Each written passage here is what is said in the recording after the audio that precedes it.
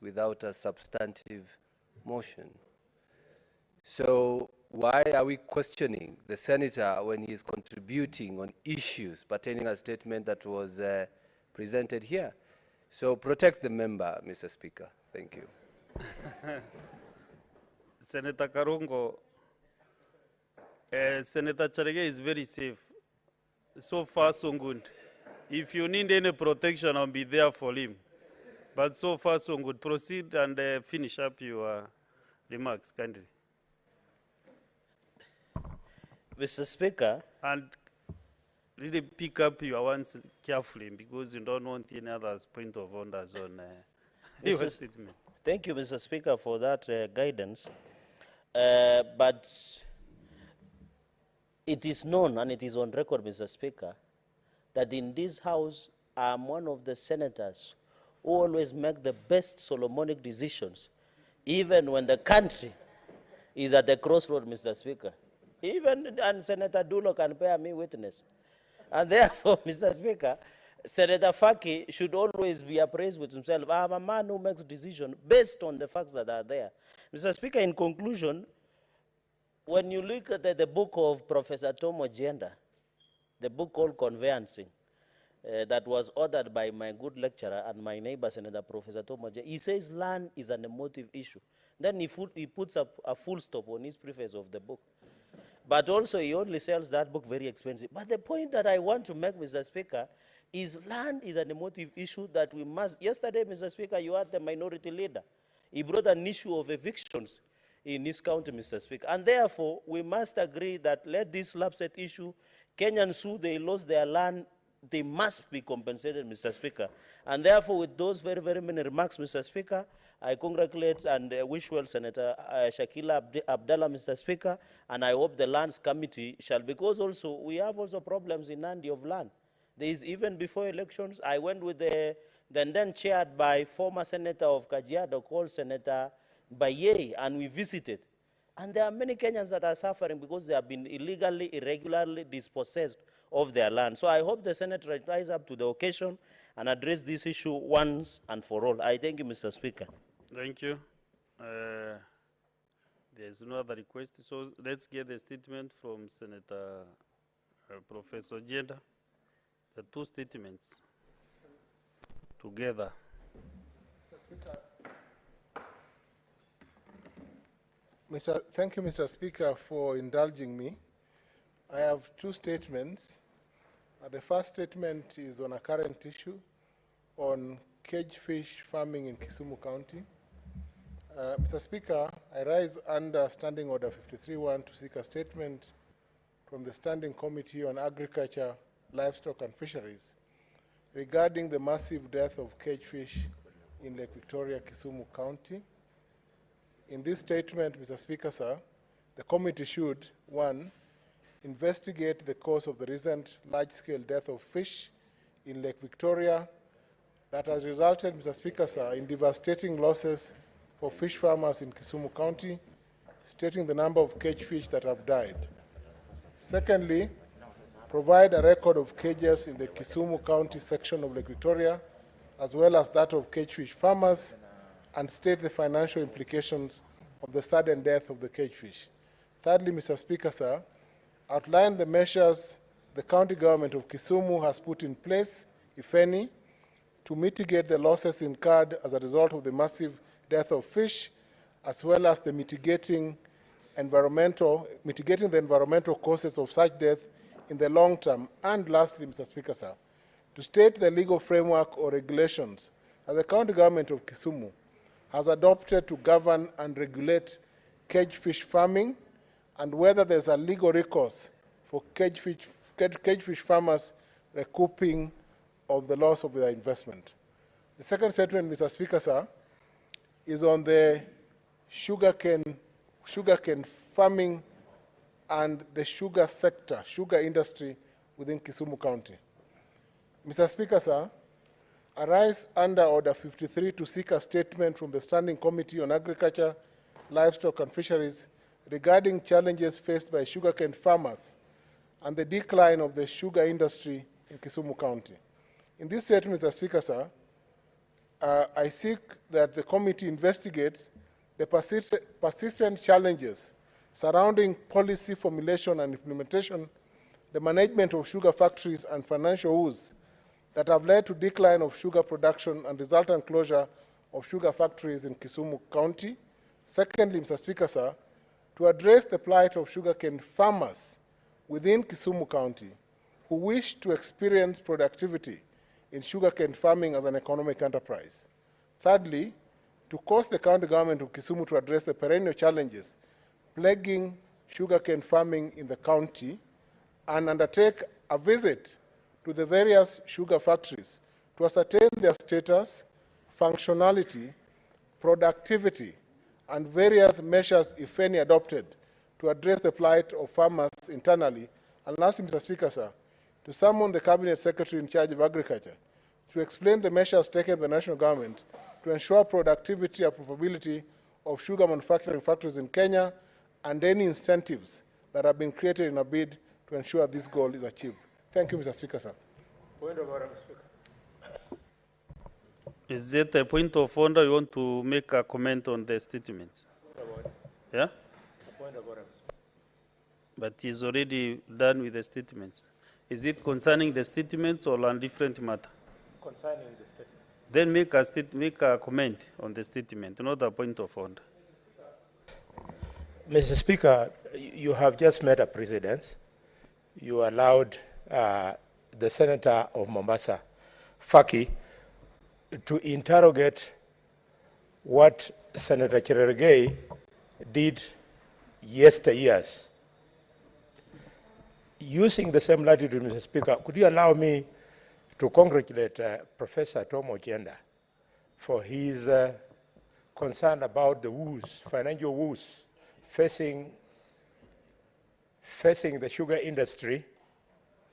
And as he does so, is he also prepared, Mr. Speaker, to also go and explain to the farmers of Mia Sugar Company on the role his clients and himself played in occasioning the same problem to the Mia Sugar Company, Mr. Speaker?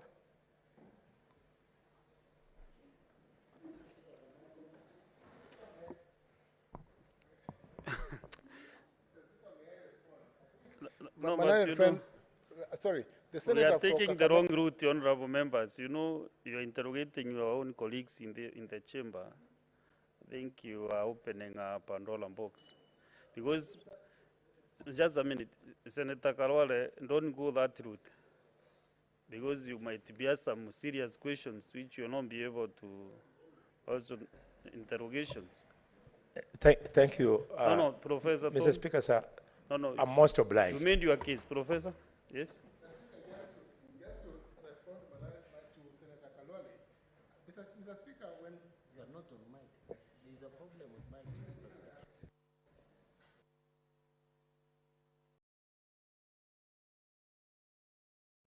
Mr. Speaker, I think the plight of sugarcane farmers, which is a national question, would apply across counties.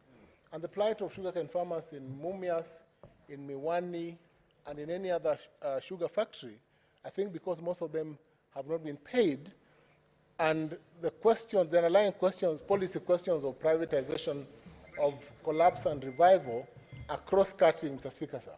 On the question of Mumias, of course, was my client. In fact, Mr. Speaker, sir, the Senator for Kakamega will be surprised that Mumias, as my client, I defended Mumias as a client and stood out, defended claims successfully against claims against the company.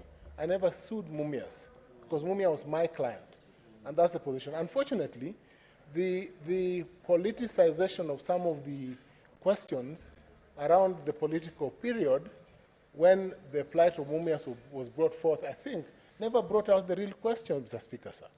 And that is why it is important that Mr. Khalwale, if he has any particular questions, will then address them, including, Mr. Speaker, sir, a lot of issues that are under litigation in court, which have everything to do with the process for privatizing Mumias Sugar Company and other companies, and for the benefit of Wananchi. I defend not only Mumias as a factory, but also including, I would confess, the Roraka land saga. I think some of them were my clients. And I defended them on the basis of violation of rights then, you know. So, Mr. Speaker, sir, on Mumias, the plight of sugarcane farmers in Mumias, some of whom are my friends,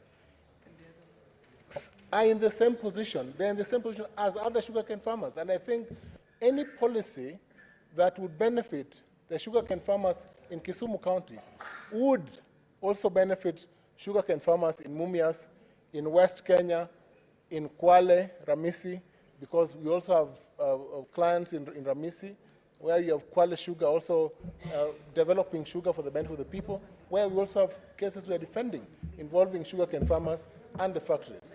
So I think, Mr. Speaker, sir, the entire framework of the policies that we seek to interrogate under AFA, which is the framework legislation, basically benefit sugar farmers, and sugar factories also benefit, Mr. Speaker, sir, from a framework of privatization that would ensure that the development of cane is a process that will ensure that there's not only cane for the factory, but the sugarcane farmer is also paid in good time. Right now, most farmers in Mumias, in Kisumu County, that is Miwani, in Muhoroni, cane farmers remain unpaid. And it takes a long time for cane farmers to access money from the factories, even after their cane has been harvested. And a policy should be in place to ensure that these poor farmers are compensated, they get money in good time, so that they're able to reinvest the money in farming, Mr. Speaker, sir. That's it.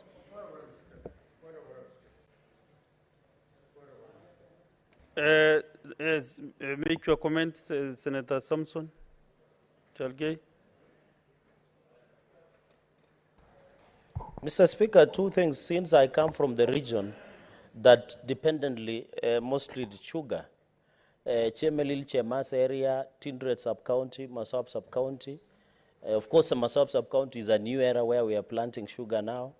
Mr. Speaker, we have similar problems. In addition, is to add, because I've seen my brother Senator Professor Tom Ojenda, there was a Kenya Privatization Commission. The nucleus of Chemelil, Miwani, and other part of nucleus was supposed to be privatized. And I remember his party leader, and before it comes to the floor of the House, the senator must look at the privatization issue of sugar industry. Because I remember his party leader held a meeting in one of the hotels in exclusion of farmers from Nandi. And that is why we are in High Court in Eldoret, Mr. Speaker, because they wanted to privatize Chemelil Sugar Company, yet part of the nucleus, because part of the nucleus of the sugar within that sector includes Nandi. So, Mr. Speaker, we need to add the issue of privatization of the... Mr. Speaker, is it really in order, because this was a statement, that we are reducing it to a debate on the floor of the House? Yeah, I've allowed them to make just comments, 1 or 2 minutes comment. But I nudged the professor because he was explaining a very pertinent matter. Mr. Speaker, I think the Senate Minority Whip should be listening keenly, because in the statement of Senator Professor Tom Ojenda, he never included an additional issue or privatization of sugar sector. Because Kericho and Nandi, and I think understanding order 53.2, it says the Speaker can allow additional comments. And that is why I'm saying when it comes to the Committee of Agriculture, we should look at the issue of privatization of nucleus that affects the other place, Mr. Speaker. Finally, Mr. Speaker, on the issue of Kenya Sugar Bill, that is before this House, before Parliament, and I think it is in the Senate, the Sugar Bill. Those are some of the issues we must look at, and in... There's a minute moment. Mr. Speaker, it was ruled in the morning by the Speaker. It was ruled that if the statement, what Senator Cherigay is doing is in order, I just want to support him, because the Speaker ruled that if you are adding information for the purpose of the committee, so I think it's in order.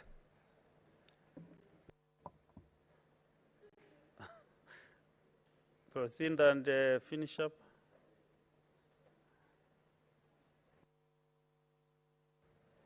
Mr. Speaker, in an upshot, I'm just giving additional information. The final information is we need to relook at the sugar bill. I think it is now before the Senate, before the lapse of the last session, because we have running issues. Kericho County, where my brother Aaron Chiruyat, Senator, comes from, Nandi County and Kisumu County, and even Kakamega County and Vihiga.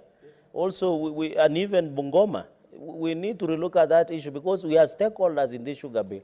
So I want, even as this matter comes before the House, we must look at what the status with the Kenya Privatization Commission happened on the issues of privatizing sugar companies. And we know people who went and brought, Mr. Speaker, individuals from even some areas and wanted to privatize. And even, Mr. Speaker, in that privatization, they wanted to give out, for example, Chemelil, without telling us who was taking over to do with what. Yet we wanted that nucleus to remain a sugar belt. Not somebody would have taken the lease and maybe planted potatoes or planted tomatoes, yet it was not the wish of the farmers from the Kisumu. And I'm happy that Senator Professor Tom Ojenda, in conclusion, is now facing and holding the bull by the horns. But I'm afraid that the party leader of, your party leader might not be the same page with you. But let us hope for the best in future. Thank you, Mr. Speaker. Senator Nyutu. Thank you, Mr. Speaker, for this opportunity. And I think I rise to support the statement by Professor Tom Ojenda, particularly regarding the decline in production of sugar in his county. And Mr. Speaker, personally, I do not come from a sugar growing area. I come from Muranga. But I rise to support that statement because the issue affecting low production of most agricultural goods, Mr. Speaker, cuts across. And mostly, Mr. Speaker, it's about the cost of production. And this affects not only sugar, but affects also coffee and tea that are major cash crops of Muranga County, where I come from, Mr. Speaker.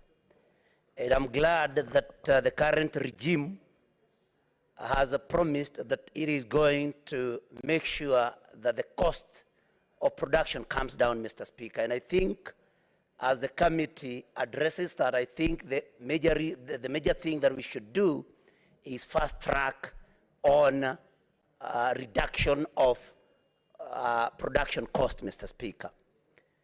Mr. Speaker,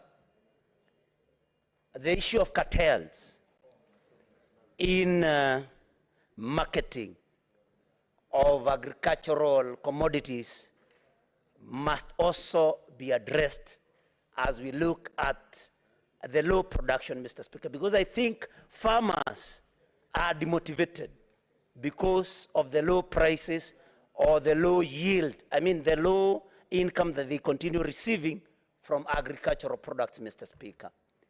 I remember sometimes last month in Muranga we had some professionals that was taking us through and telling us why the farmer was not benefiting from his sweat. And we got very shocked, Mr. Speaker, that some companies have registered as coffee marketers using one name. Then they take another name, they register another company. The same people register another company as a buying company, Mr. Speaker. And so the seller becomes the buyer. And so the price, Mr. Speaker, is compromised. I do not know whether that is the same thing that is happening with sugar, but I think as the committee looks at that, I think that is something that they may want to know whether the same thing happening, where somebody converts themselves into a seller and converts themselves again into a buyer using another company, Mr. Speaker. And I think as that issue is looked at, let us see that the cartels are also arrested, Mr. Speaker, so that the farmers of sugar, coffee, tea, milk can gain from their sweat, Mr. Speaker. And so I support especially the issue of low production of farmers of sugar in Kisumu and farmers everywhere, because it cuts across, Mr. Speaker. Thank you very much for that opportunity. Thank you. Senator Kadri Mumu.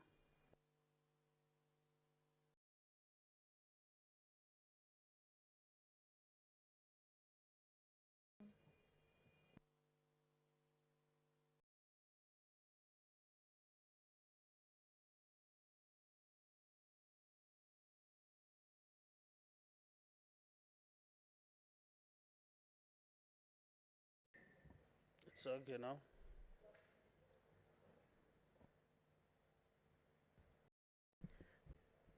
Thank you, Mr. Speaker, for giving me an opportunity to contribute to this. I rise to support the statement by Professor Tom Ojenda, who is my senator from Kisumu. And Mr. Speaker, even as I support, I would want to urge that the committee that will look at this issue should for once depoliticize the addressing of problems of farmers in the sugar industry. Mr. Speaker, sugar farmers in this country, whether they are from Kisumu, Homa Bay, Migori, Kakamega, Busia, Bungoma, Nandi, are all suffering because we have politicized the management of the sugar industry. Mr. Speaker, as we speak, the parastatals around the sugar factories actually collapsed. Most of these sugar factories are leased to private actors, and those private actors are not better than what the parastatals were. Mr. Speaker, every time we stand as politicians to speak about the sugar industry, we speak at each other. I can see the statement is asking the governor to give some answers, answers that the governor might not have. Because as you know, the sugar industries, Mumias, Nzoia, Busia, were in the hands of the national government. And by the time devolution came, most of those sugar factories had actually collapsed. What we have not done properly is to find out what the Kenya Sugar Research Foundation found out on the viability of farming sugarcane in the manner that we do in Kenya. We have not done that. We politically cheer on farmers to proceed and plant sugarcane in acreages that are not viable. So they are we assume they're going to make profit when they know they're not going to make profit, because it is not politically correct to tell them that they may not make profit. We have not put enough funds in the research to be able to design our sugarcane farming in a manner that it can be profitable, like in the countries in Mauritius. Mr. Speaker, we must stop the political blame game across politicians who don't know how to farm. In fact, who farm as telephone farmers and cut the queue and get paid anyways because they're politicians. But we have farmers who are suffering. I suggest that committee should take this issue seriously. It should do a proper research, a historical research on what happened with Kenya Sugar Research Foundation, Kenya Sugar Authority, how the sugar factories were transitioned, what is owed to the farmers, how much land of the nucleus has been grabbed, and let us have this candidly looked at. Mr. Speaker, I believe if sugarcane farmers focused, I'm finalizing, I know you want to caution me, but I just thought I should put in that we must not mislead our farmers by giving the impression that by exchanging with each other, we are going to resolve their issues. We need to look at this fundamentally, and the committee that is looking at it should not take it as a small job. it should take it as a serious job that should look at all of them. Thank you, Mr. Speaker. Thank you, Senator Kadri. Honorable Senators, you remember we made some resolutions when we were in Mombasa and agreeing that the statement hour is strictly 1 hour. And I can see there are several requests, and we are 10 minutes to do that. So I'm kindly requesting that you just make a brief statement, a brief comment, and take time. Actually, when now the committee summons the CS Agriculture, you can now go to that sitting so that now you can execute your issues, as it was clearly put in by the Senator for Isiolo, my good neighbor, Senator Nduro. You know, she's a veteran and she knows you cannot execute issues here when the CS is not around. So Senator Lenda Molekina, 2 minutes. 3 minutes. Thank you, Mr. Speaker. Mr. Speaker, I consider sugarcane as a poor man's crop. And I'll be a very happy man the day that farmers in Kenya, and particularly in Kisumu, would move away from sugar planting. And why am I saying that? Although I support the statement by the distinguished senator from Kisumu, we have a big challenge in this country. And I hope that the committee, and this is why I want to challenge the committee, in as far as my colleague has requested for about 5 issues to be looked at, I want to further request the committee to extend by finding out whether we have done enough research to find out how we can be able to utilize everything in the sugar industry. Number one, the bagasse. In this country, Mr. Speaker, we have never found a way to utilize all the different processes, all the things that we can get from the bagasse, like building materials. That is what can be able to help that sugar industry thrive. The challenge we have now is that sugarcane is a seasonal crop. So those factories will collapse because it's a seasonal crop. A farmer, that's why I call it a lazy man's crop. A farmer plants that sugarcane, stays for 18 months so that they can be able to crush the cane. And when it comes to crushing that cane, because we have the same problem in Narok, and I hope that when the Committee of Agriculture will be investigating on the issues raised by my colleague, they will extend to Narok County because it affects the entire sugar belt. If we move away from sugar and we go into corn production, we can be able to produce enough animal feeds for our country. And that farmer will not have to sit for 18 months to wait for that sugarcane to be crushed. We are using old technology to crush that sugarcane. The cost of production is very high. You know, it is inefficient. Even the way we transport that sugarcane, it is completely inefficient. So the only way we are going to make meaningful decisions in this country, and even formulate policies that will help those sugarcane farmers, is by agreeing to accept the fact that when it comes to the issue of Mumias sugar or the plants in Kisumu, there is a time that equipment become obsolete. So remove them, adapt new technologies, and also think of adding value. That is the only time, Mr. Speaker, sir, we will not have this problem that my colleague, the distinguished senator from Kisumu, is talking about here.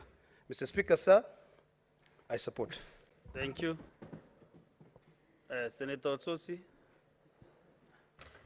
Thank you, Mr. Speaker, for 2 the minutes opportunity again to also support the statement by my neighbor and my friend, Professor Ojenda, the Senator of Kisumu, to say that this particular statement is very timely because, Mr. Speaker, as you may be aware, and I want to really congratulate my neighbor and my friend, Senator Khalware, that Mumias now is doing some minimal production. And I want to thank Senator Khalware for supporting that effort. And as one of the leaders in the region, I also support and encourage that the other leaders should support that initiative so that we bring back Mumias to full-scale production of sugar so that our farmers can benefit. But Mr. Speaker, these kind of assignments have been done in this House and also in the National Assembly, and many reports have been produced with very good ideas, but nothing is happening. What we lack in this country when it comes to matters sugar is a political goodwill of re-engineering this business, sugar business. It is not there because some of these policymakers are the ones who are importing sugar, and it's profitable for them to import sugar. So they don't want the industry to thrive because they will lose business. So I think we want to see some serious action by the Kenya Kwanza government to stop these sugar barons from importing sugar so that we can now revive our sugar industry. We cannot revive our sugar industry if we continue allowing sugar barons to bring in sugar. Some of them even pretend they are producing sugar when they are simply importing and packaging that sugar and selling it to Kenyans. So as a leader from the Western region, I fully support the initiative to bring back Mumias to life, and I want to encourage many other people to do what Senator Khalwale did last weekend by going to Mumias Sugar and even inspecting what is being done there and supporting. So we expect even the president, Honorable William Ruto, one of the things he promised in the Kenya Kwanza Coalition Pact was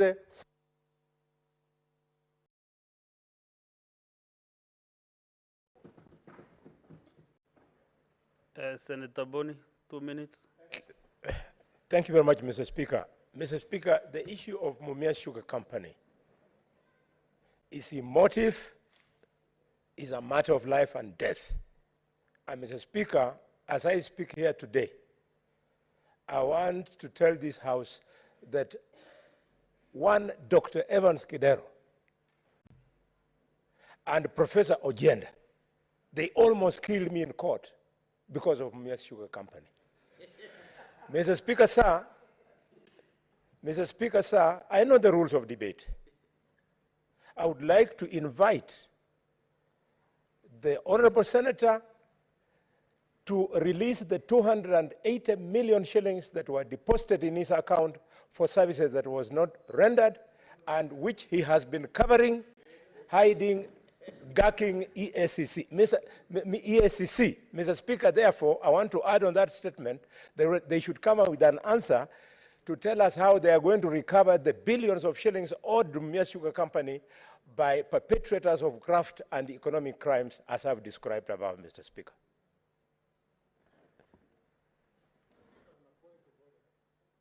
Yes, Professor.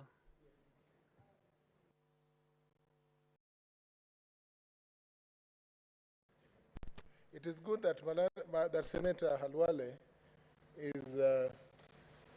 is falling into the bracket of rumor mongers and individuals who speak to facts that they don't verify, and it's very unfortunate.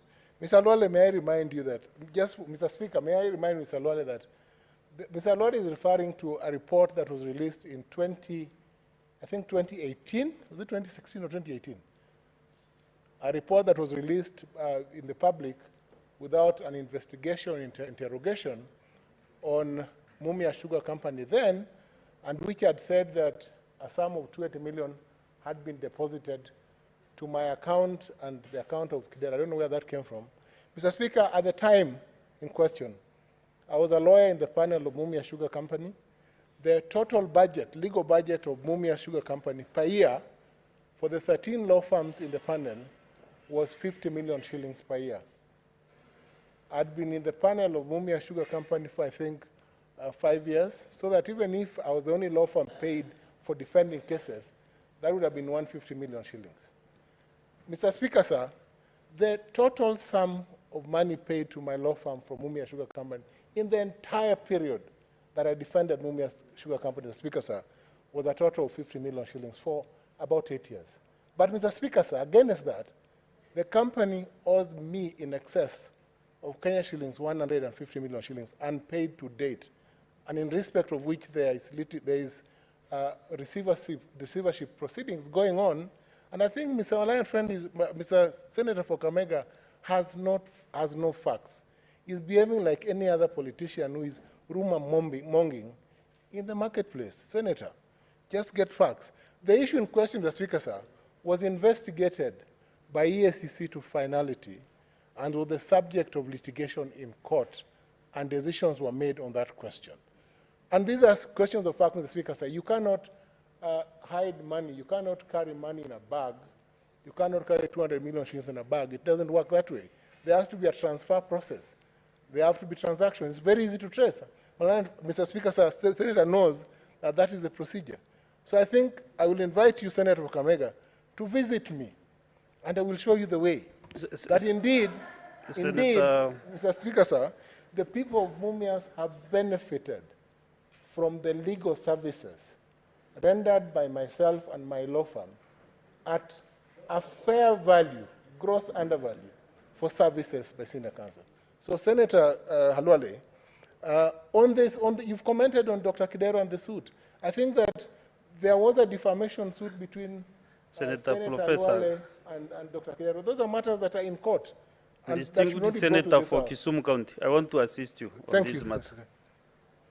And advise Senator Karwale, if you want to discuss Senator, our colleague Senator Professor Ojenda, you standing on the 114, you bring a motion to discuss those matters. Now you can be able to discuss issues concerning your colleague, Senator. Number two, you have mentioned other Kenyans who are out there, who cannot be able to come to this house to defend themselves. So kindly also bring a substantive motion so that you can be able to mention their names, so that also they can appear before a committee and clear their names. Let us give justice. Stop. You just sit down. Why are you standing, sitting? Sit down, relax. I'll give you that time. Yes, Bonnie, what is it? Thank you, Mr. Speaker, for this. I respect the rules of debate. And Professor Ojenda has challenged me that I'm proceeding. He has challenged you after you mentioned his name. Yes, but correctly so, that I don't have facts. Mr. Speaker, I'll move under the standing orders to bring the substantive motion. But just bring the motion. Don't hand anything. Bring the motion. Not now, Mr. Speaker. Next week. I'll bring. But so that the record remains clear, on 18th of March, 2015, Mr. Speaker, no, you can't the Chief proceed that with Senator Karwale. of Kibera Senator Karwale, ordered that Professor Ojenda's account at Standard Bank, he should be investigated. Karwale, you're out of order. Boni Karwale, Senator Karwale. Senator Karwale. Senator Karwale, you risk now facing the door.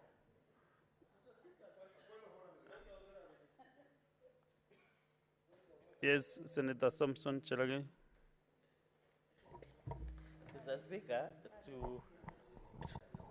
Mr. Speaker, to allow the House to proceed, Senator, could you rule that Senator Professor Tom Ojenda and Senator Boni Halwale are out of order as per the Standing Order 103? Because these are matters of sub judice, Mr. Speaker. We are aware they are under receivership proceedings that are ongoing in court. And they are bringing alive matters before this House, Mr. Speaker. And therefore, Mr. Speaker, I request that you rule out of order both Senator Professor Tom Ojenda and Senator Boni Halwale. And by the way, it's Mr. only Speaker, Senator Boni Halwale who is out of order, not Senator Professor. Mr. Speaker, but also Senator Professor Tom Ojenda has brought matters that are under receivership that are being litigated in court. So he's also out of order, Mr. Speaker, as per Standing Order 103. He was provoked beyond reasonable parameters. No, but Mr. Speaker, the Standing Order does not say when you are provoked beyond reasonable doubt or beyond emotional limit. or beyond reason, you must discuss issues that are alive, Mr. Speaker, before the court of the, so they should be ruled out of order, both of them, Mr. Speaker. Senator Eddie.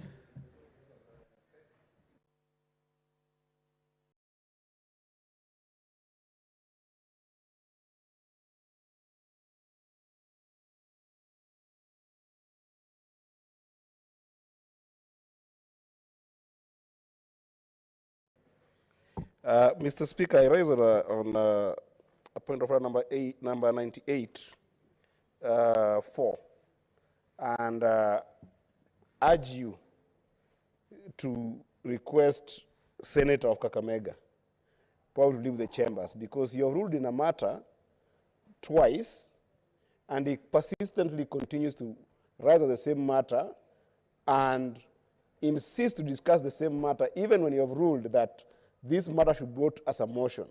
He still goes ahead and prosecutes on the matter, Mr. Speaker. Is he in order?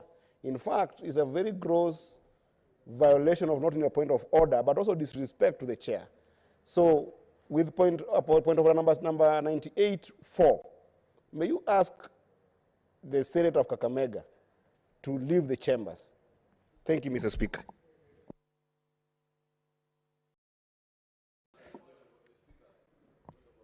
Yes, Senator Oredama.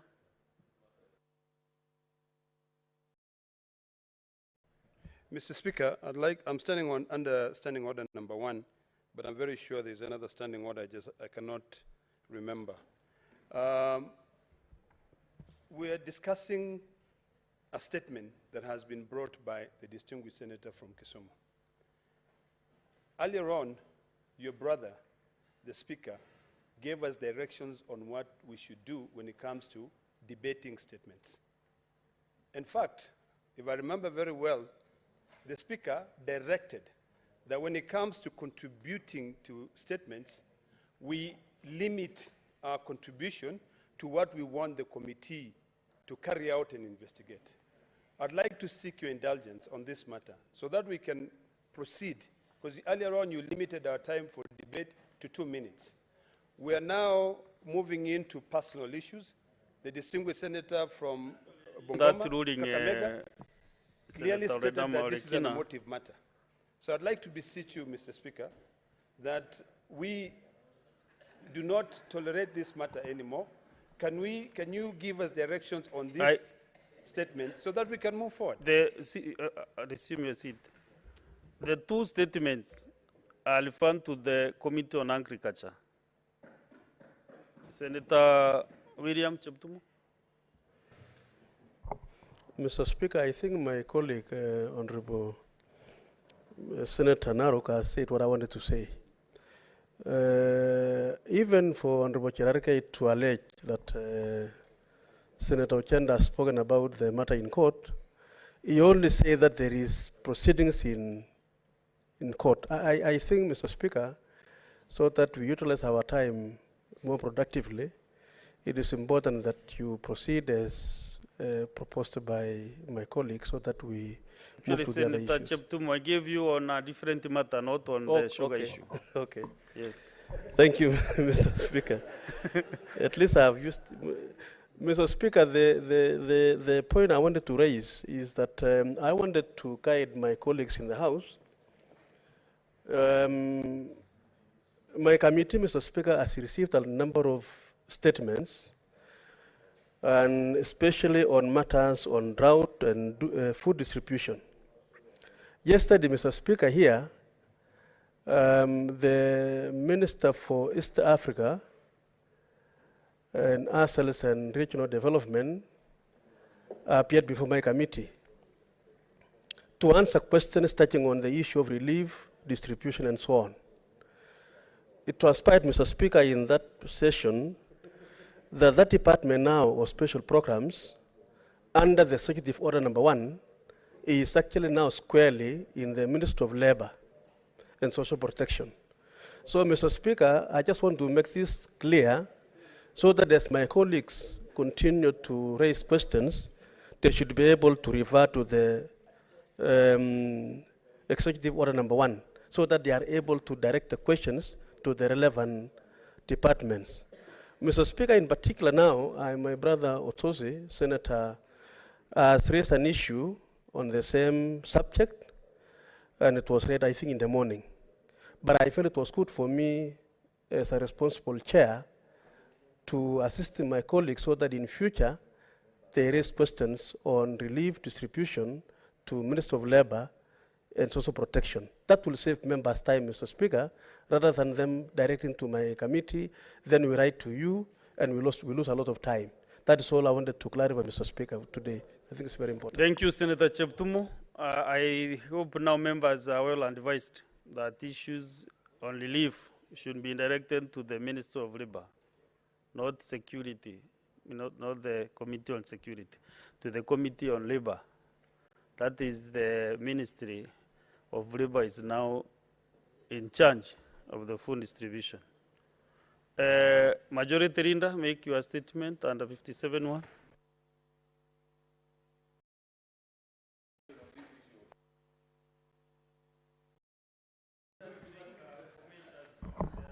Mr. Speaker, sugar is a very important cash crop in my county. In fact, after tea, the next big earner in my county is sugar cane.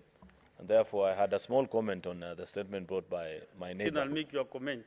You know, it is Senator Karwale who digressed a lot. Yeah. We are forced to cover debate on the sugar issues today. For sure. But the matter has been ably handled by yourself, Speaker. Mr. Speaker, this is a very important matter. But looking at the issues that have been raised by our colleague, Senator Ojenda, I believe his biggest relief or reprieve to the people he represents in this House is for him to walk to the Director Legal, either in Senate or National Assembly, extract a copy of the sugar bill that was developed by the National Assembly, and come and push it in this House. All these issues, we've talked about all these matters for the last 10 years in this House. And it's a shame as leaders, we have not been able to do this. So I want to urge, just like we formed a caucus of last parliament of senators from the tea-growing counties, and we were able to fight together until we came up with a revolutionary act of parliament that increased the earnings of our farmers. There's still a lot to be done. I want to urge you, Senator Tom, that gather us together also as senators representing counties that are have sugarcane growing farmers, and we will work together. I believe there's nothing in this statement that cannot be addressed by that particular bill, because this is a very important industry in our economy, Mr. Speaker. I also want to add just a simple comment that we must as well expedite the process of privatization. The reason why Uganda continues to produce more sugar than us is because 20 years ago, Uganda took the decision to privatize what were then public mills. And since then, they have become extremely profitable. They have a surplus. That's why they feed us. That's why on many occasions when we block sugar from Uganda, within 2 weeks, President Museveni or his Minister for Finance and Trade arrives here in Nairobi, Mr. Speaker. That needs not to be the situation. I believe if we conclude on that exercise, and the task force completed on the exercise, Privatization Commission has done all the studies, we know what the value of the mill and the nucleus across all the 18 publicly owned sugar factories in the country, what the value is. So we need just to take a decision and inform or call the minister to this House to give us the roadmap, especially those of us that are interested parties representing farmers that continue to wallow in poverty. I don't agree with the statement made by Senator Ledama that sugar is a poor man's crop. It's not true. That's a statement based on ignorance, Mr. Speaker. I know for a fact that even in my county, farmers that have sugarcane and tea, on many occasions, if they manage, because it's all about the ability to develop your cane well. If you invest well, put the correct amount of fertilizer, irrigate it properly, allow it to mature, you don't use any shortcuts, you have better earnings than even in any other crop, Mr. Speaker. Or you said lazy mans. No. Don't call my farmers lazy. They are very hardworking. And even your own farmers I was in Kilgoris 3 weeks ago because I know a lot about this sector because I'm an investor in the sugar industry, Mr. Speaker. And I was in his county. Kilgoris as a town will become a ghost town if he dares encourage his farmers to move away from sugarcane farming. They rely on it 100%. That town revolves because of sugar. Anyway, Mr. Speaker, I look forward to Senator Tom perhaps inviting us and forming a tea caucus of, or sugarcane caucus of senators that represent this. And all of us, we can sit down and conclude, expedite the bill, and our farmers can enjoy. I move on to this statement, Mr. Speaker. It's a statement by the majority leader that, Mr. Speaker, pursuant to Standing Order number 57-1, I present the business of the Senate the week commencing Tuesday, the 22nd of November, 2022. That, Mr. Speaker, sir, on Tuesday, the 22nd of November, 2022, the Senate Business Committee will consider and approve the business for the day. This is projected to contain business that will not be concluded from today's order paper and any other business scheduled by the Senate Business Committee. The order paper for Wednesday, 23rd November, and for Thursday, 24th, will contain business that will not have been concluded in the previous day, respectively, as well as petitions, statements, and any other business scheduled by the SBC. Mr. Speaker, sir, in terms of legislative business, 2 bills are awaiting the second reading stage. These bills are the County Vocational and Training Bill, Senate Bill number 3 of 2022, I think by Senator Moses Kajwang, if I'm not wrong, and the County Government's Additional Allocation Bill, Senate Bill number 4 of 2022. The County Government's Additional Allocation Bill has been scheduled in today's order paper. In view of the need of both houses of parliament to expeditiously consider and pass the bill, preferably before we can break for the long recess and before the House can rest for the Christmas holidays. Because, like I explained, Mr. Speaker, this bill is locking billions, hundreds of billions actually, of donors, funding, and other conditional grants to our counties, Mr. Speaker. And it's really unfortunate because, but I want it to be known in the public domain that as Senate, we have been ready and have done our best. We are actually awaiting a report of reconciliation from our engagement with Treasury. That's the information I got from Senator Ali Roba, the chairman of Budget and Finance Committee. And as of this afternoon, when we resumed our sitting, Treasury was yet to set that particular report. So it's the Treasury actually that is standing on the way. The reason I say that, Mr. Speaker, is because nowadays any governor that I bump into, and those that have access to my phone, those that are known to me personally, the one thing they are calling to ask that we expedite is this particular bill because of how much it's clogging up county resources in terms of development funds. So I want to urge Senator Roba perhaps to still continue pursuing the people from Treasury. If the report comes today in the afternoon, please ensure that you consider it. We shall be here up to 6:30. Who knows, if you're ready and your committee can meet and consider it, we are ready to transact business. We can even do an extension of time because we are here to work, Mr. Speaker. We can conclude on second reading and then maybe await for Tuesday next week, the 22nd, to conclude on the third reading, Mr. Speaker. I urge honorable senators to be available in the House during debate and subsequent divisions, as the bill will require necessary threshold for passing. Of course, to the new senators, they understand the magic number of 24. If we don't have 24 delegations, this bill is not likely to pass. And you would imagine the kind of shame we'd find ourselves into if once the report from the committee is ready, and yet you cannot raise the requisite delegated, or the requisite actually delegations to pass this particular bill. I want to urge senators, I continue to remind people, Mr. Speaker, that the stage and the platform of Parliament is a premium stage. I cannot find any other place where you can speak to the issues that affect the people that sent you to this House. You're being paid very well, actually, to be a member of Parliament. I have never understood why on an afternoon like today, you cannot find members of Parliament in Parliament speaking about issues. These things that you're debating about sugar, about whatever, it's important that your citizens feel part and parcel, because all these things affect us in one way or the other. Mr. Speaker, there are also 3 bills which are undergoing concurrence process contemplated pursuant to Article 110.3. We may soon even be bolding, actually, 110.3. I think it was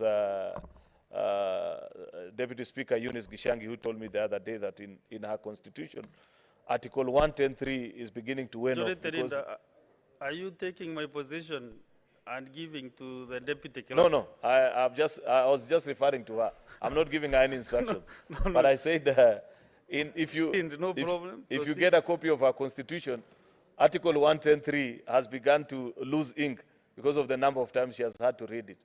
This is at the heart of our operations, and I'm happy, Mr. Speaker, that this morning we had a discussion between the Speaker of the Senate, Speaker of the National Assembly, and the team that is working on the concurrence process.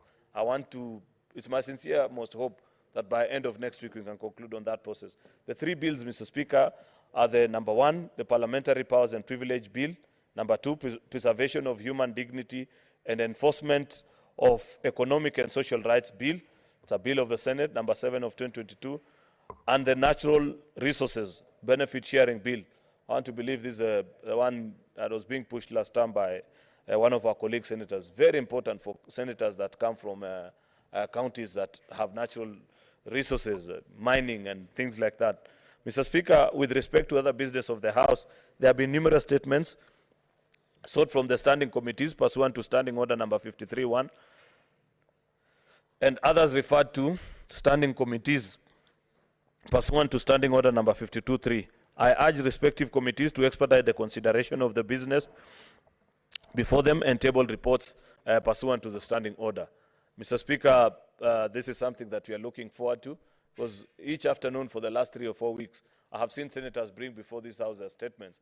But as is the case, or as is expected actually, there is none that has been tabled, no response yet has been tabled. Many of those matters are still before our committees, and I want to plead with committee chairpersons to push on this particular business, ensure that the statements that are brought by members are considered and the response brought. Finally, Mr. Speaker, I applaud honorable senators who have filed motions and statements on various issues, and those who have taken up bills that lapsed by the end of the term of the 12th Parliament.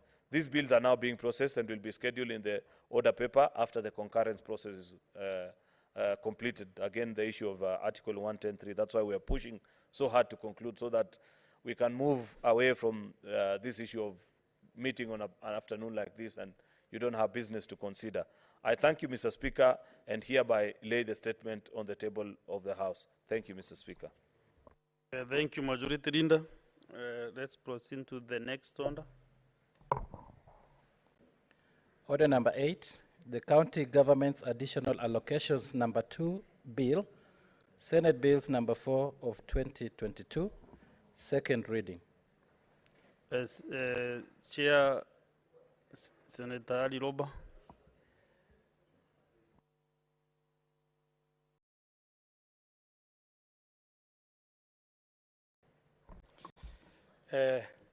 Thank you, Mr. Speaker.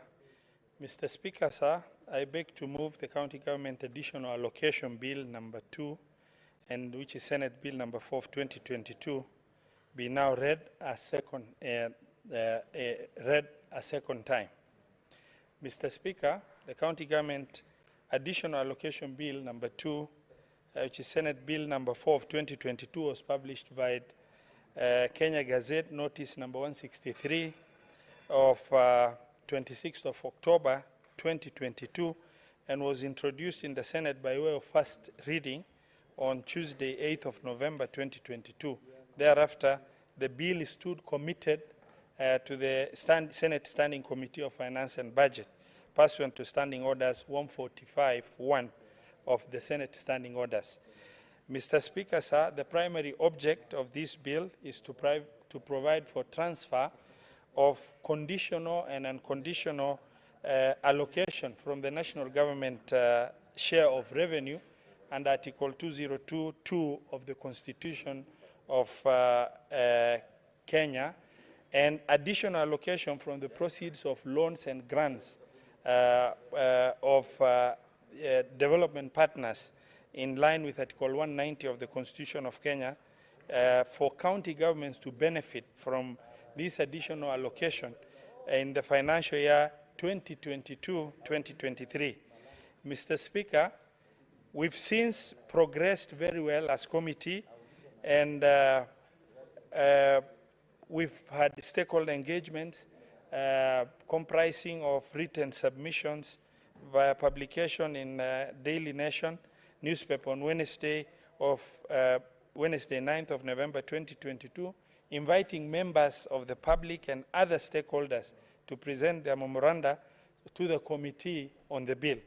And that has happened, Mr. Speaker, sir. The committee also sent invitation to other stakeholders.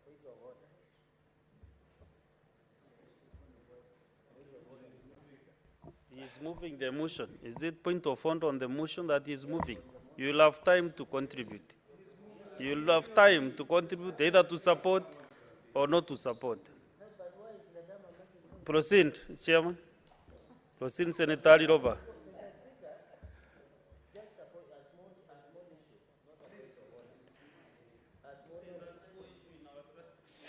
What is it? Which is standing order? Which number? Which reads? Which reads?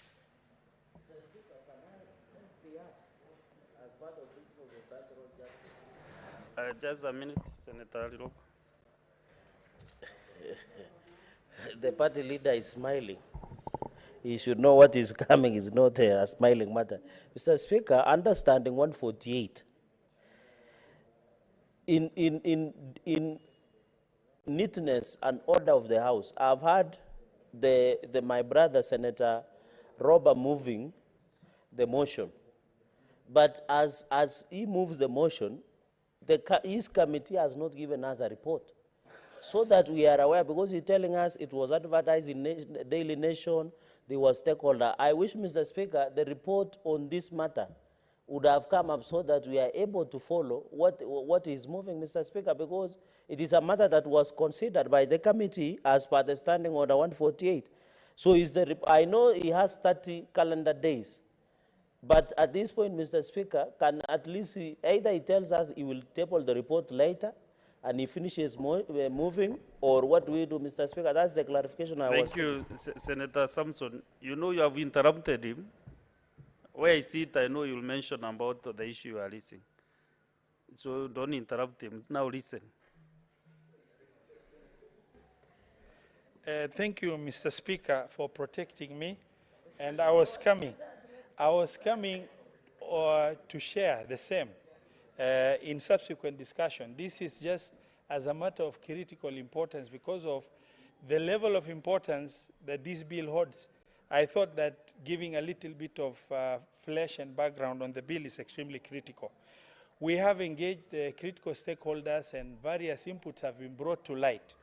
Mr. Speaker, sir, as shared previously by Majority Leader, the stakeholders, what the stakeholders have shared with us and what is published in the bill has shared some variance. And subsequently, we've called National Treasury to be able to expound on the same. National Treasury has promised to respond to us by end of day yesterday. That has not happened.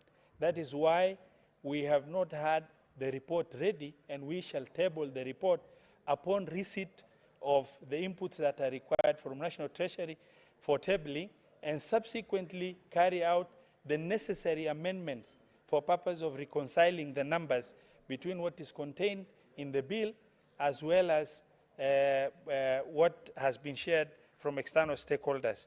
Mr. Speaker, sir, I beg to move and request my brother, Senator Khalwale, to second. Thank you very much. Senator Boni Karwale. Thank you, Mr. Speaker. Mr. Speaker, I rise to second this motion and would like to add my voice to the fact that whereas Senator Cherargei is perfectly right, but we are doing this in the interest of fast-tracking. Mr. Speaker, this bill, Mr. Speaker, this bill is a vehicle to transfer additional funds to our counties. Funds that came due as a result of grants and loans from development partners in accordance with our Constitution, Mr. Speaker.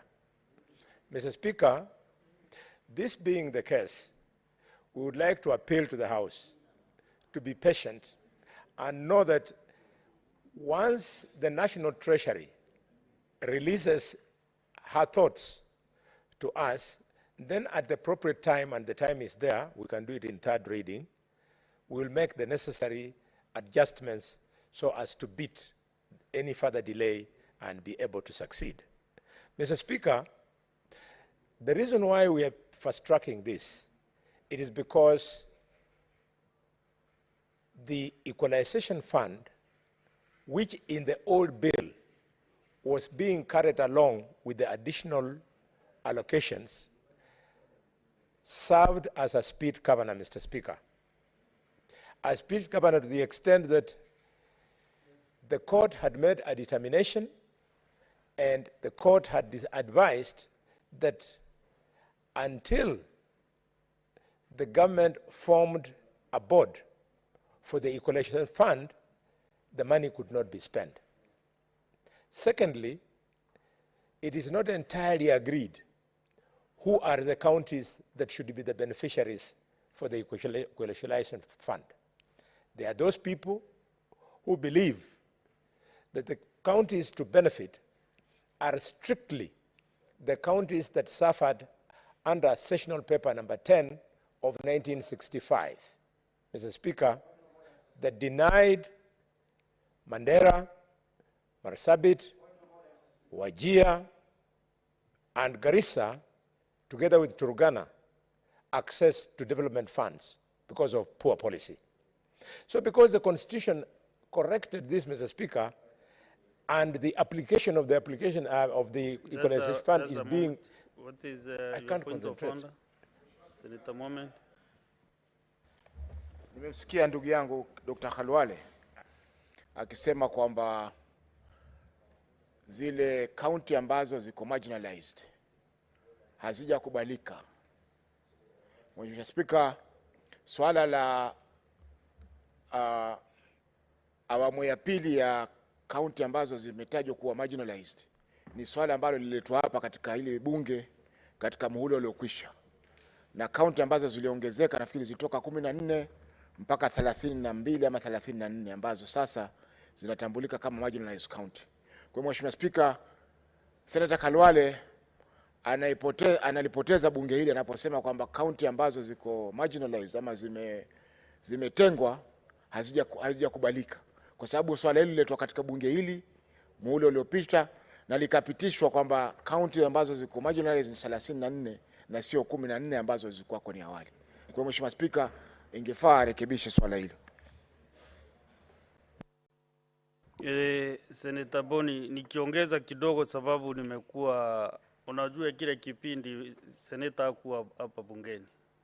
Senator. Lakini nataka kumweleza kwamba siku hizi utaratibu wa marginalization unaenda mpaka kwa kata ndogo. Kata ndogo inakuwa categorized. Kama kata iko Kakamega na ina umaskini, inaweza chukuliwa hiyo location ama kata ndogo na ipewe hela za marginalization. Na wakati Mheshimiwa Khalwale, wakati umeambiwa hoja ya nidhamu, unakaa kwa kiti, unangoje kuwa umeketi, alafu kimaliziwa unaamka. Huo ndio utaratibu wa bunge hili. Endelea.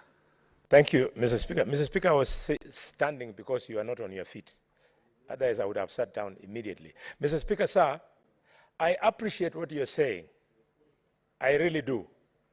But I was speaking to the letter and spirit of the Constitution 2010. It was meant for a short period of only 20 years. It was meant to right a wrong against Kenyans who live in those areas that I've tabulated. But that there has been further wisdom, and this has been expanded to include areas that are marginalized.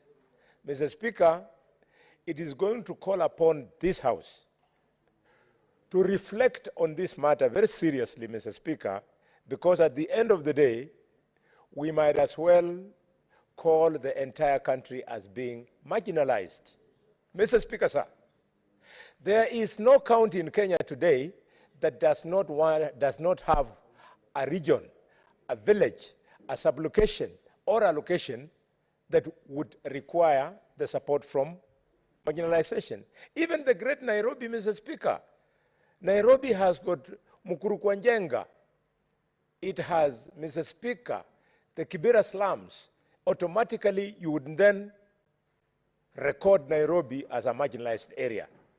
These are things that we are supposed to speak to with honesty, maturity, a lot of reflection, and feel pain, like the Turkana. Feel pain, like the Somali in those areas, in Garissa, the Pokots, Mr. Speaker, the Pokomos. These are people who have really been disadvantaged because of a policy. So we needed it in the Constitution so that that policy could be corrected and a sunset clause was put. I can confidently tell you that there are places in Mandera today that are richer than other places in Kakamega. But because the people of Kakamega were not treated badly through bad policy, like the people of Mandera at that time, we wouldn't mind if for a short period of 20 years it is righted. And for your information, Mr. Speaker, you can see, due to this hackling, already 12 years of the 20 years is over. We are remaining with only a mere 8 years. So, members, I'm requesting that we all move behind my chairman's bill so that this money can arrive to the food tables of these families and to the villages for development for their use, both in those houses, in those villages, and in their hospitals, Mr. Speaker. Mr. Speaker, sir. Yes.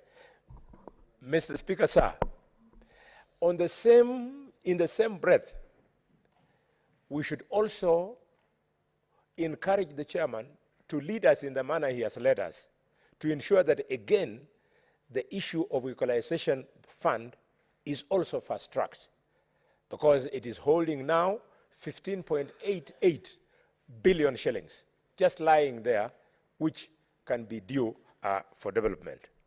Mr. Speaker, the issue of development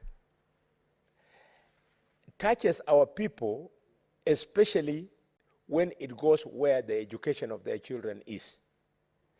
Even matters of hunger, our villagers will struggle and keep quiet and whatnot, but when it comes to education, our people cannot take it, because our people have discovered that education is indeed a social equalizer, and they wouldn't sit back when they know that a child in Vihiga has a better chance of doing in school than a child from, shall I say, in Tana River.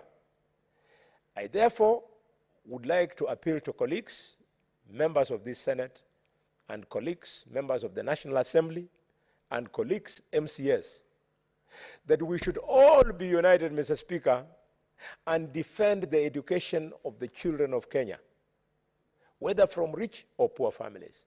And this new policy of competency-based curricula that is attempting to replace knowledge-based curricula is going to create a class, because the requirement for CBC is such that the ordinary woman in Shinyalu, in Luahaha, in a village in Tana River cannot afford.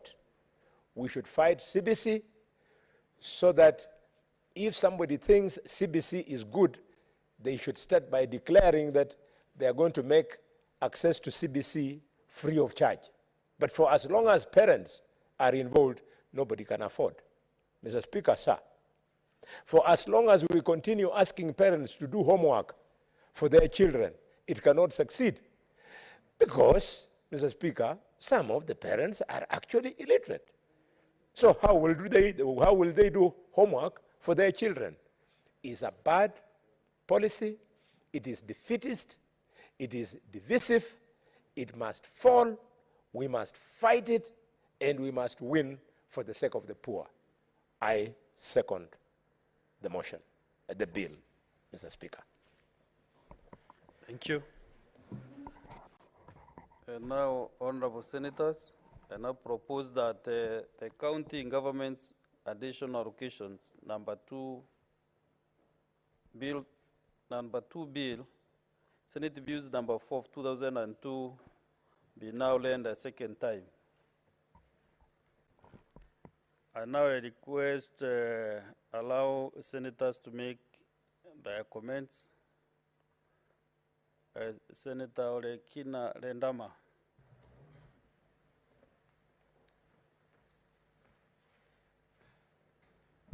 Thank you, Mr. Speaker. Mr. Speaker, I rise to support this bill, the County Government Additional Allocation Bill number 2 of 2022.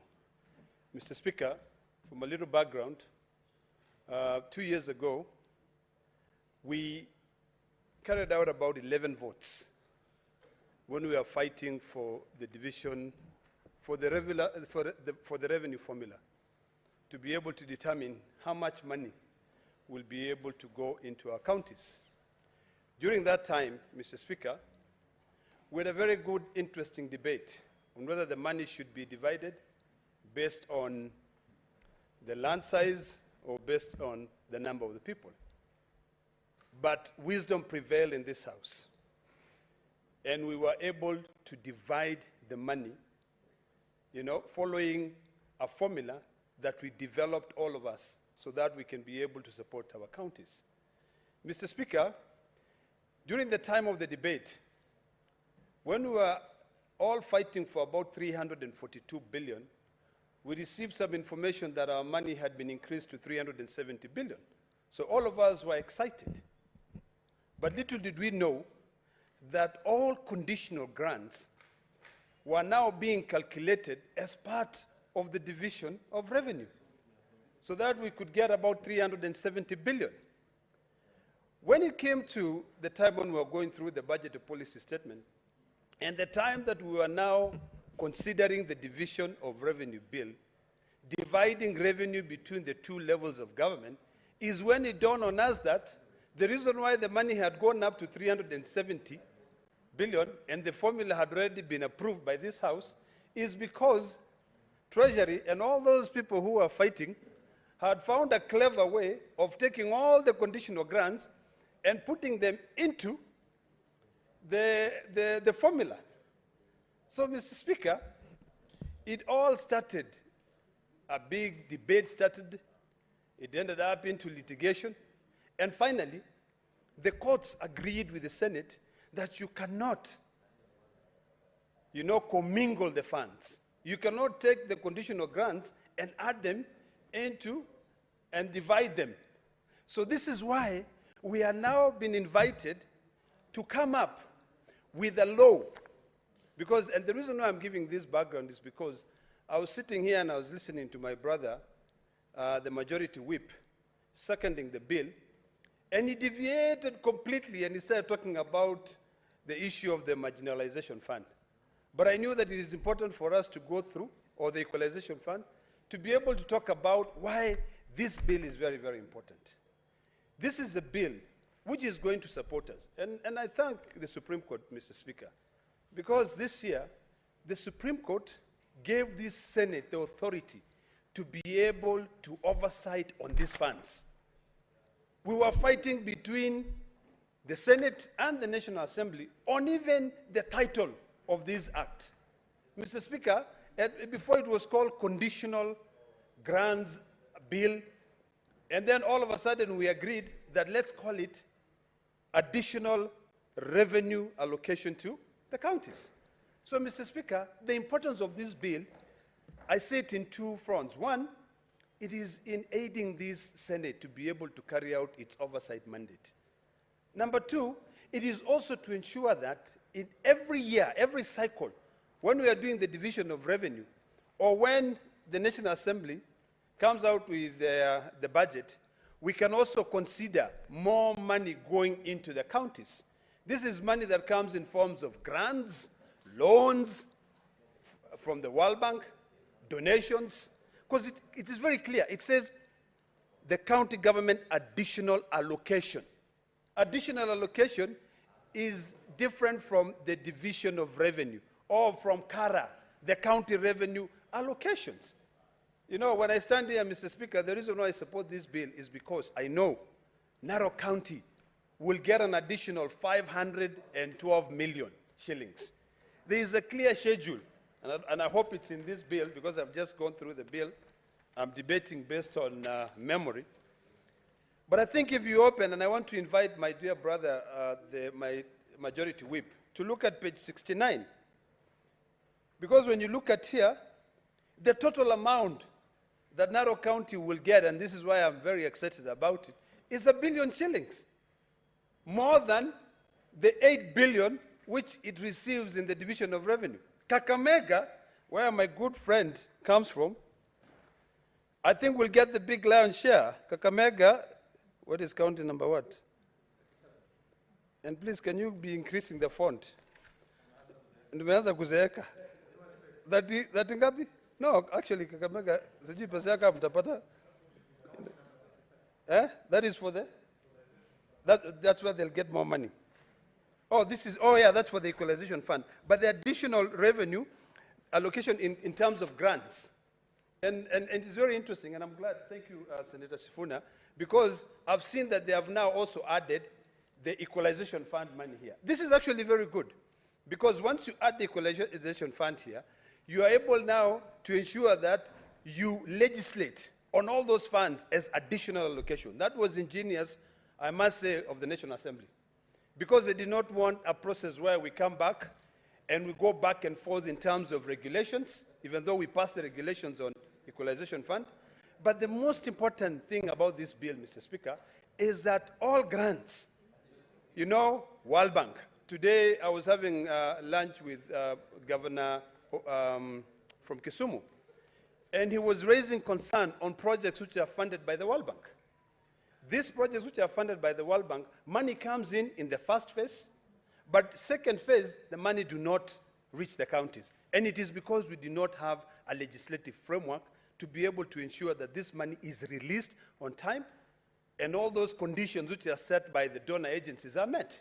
So, Mr. Speaker, sir, this is a bill that I want to request all the 47 delegations to be present to be able to pass it. And I thank the chair of budget for moving expeditiously to be able to bring this matter so that we can debate. I understand the challenge we have in terms of debating when we do not have a report. But I believe that we still have third reading. You know, if we pass this bill in the second reading, we actually, it's like a conveyor belt. We are moving one step at a time. So I want to plead with my colleagues, because I had Senator Cherargei concerned that he has not read the report. But I think for us to be able to bring business into this house, anytime we have a bill, and I appreciate the work that the Budget Committee is doing, we move fast, so that before we go into the third reading, if there are concerns, we can be able to amend them. We can be able to discuss them on this floor when we get an opportunity to be able to read the report. So, Mr. Speaker, sir, without deliberating too much on these issues, I support. Thank you. Majority Leader.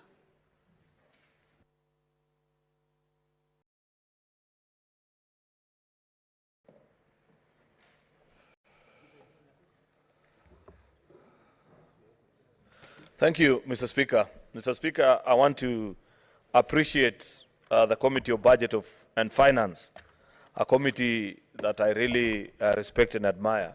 I've served for many, many years, and I appreciate every time they are challenged, like we have challenged them now, to work expeditiously and sometimes burn the midnight oil to bring us and process certain matters that are of an urgent nature. You know, over time, it's easy for somebody to think and say, why hasn't the committee given us a report? We have not concluded on reading, and so on and so forth, Mr. Speaker. But the thing that I have learned from experience over the years, Mr. Speaker, is that money issues are not the issues that we agree on so easily.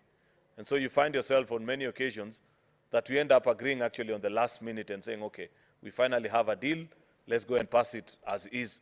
That's why, unlike all the other bills that come before this House, Mr. Speaker, this one, and like others also of the Finance Committee, are being brought, first of all, late, but also, secondly, in a hurried and maybe sometimes even not yet fully ripe, if I may use that word, for processing before the House, Mr. Speaker.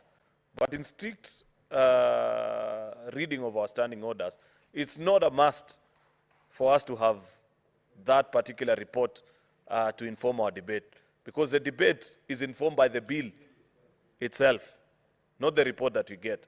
It is during third reading, when you get the justification from the committee report of why they are proposing certain amendments, that you can rise and say, because we don't debate, but we give justifications or dissatisfaction with certain proposed amendments during third reading, and say, Mr. Speaker, I don't agree with this particular change to the clause because of ABCD, and you sit down. Or somebody rises and say, I've seen the justification on the report. The reason why we are proposing this amendment is because of ABCD. That holds true for the people that I represent in this House, and therefore I support that particular amendment, Mr. Speaker. And therefore, I want to urge colleague senators who are in the House to read the contents of this bill. This is perhaps one of the most important businesses that the Senate gets to transact each and every financial year. It's important, Mr. Speaker, that we play some history, how we ended up with this particular bill, Mr. Speaker.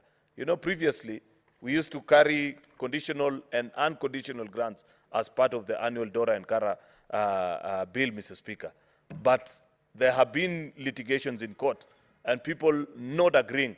Because, you know, Mr. Speaker, the history of conditional and unconditional grants began around 2015, when it was realized that about 5 counties, and part of them are still actually beneficiaries, even in this particular bill today, that absolutely had nowhere that they could call a county headquarters. And therefore, the decision was made at our committee then to give them an unconditional grant for them to build their county headquarters. I know of Nyandarua, where Senator Methu comes from, and I think 4 other counties, Tharaka Nithi, and I can't remember which other one, Mr. Speaker.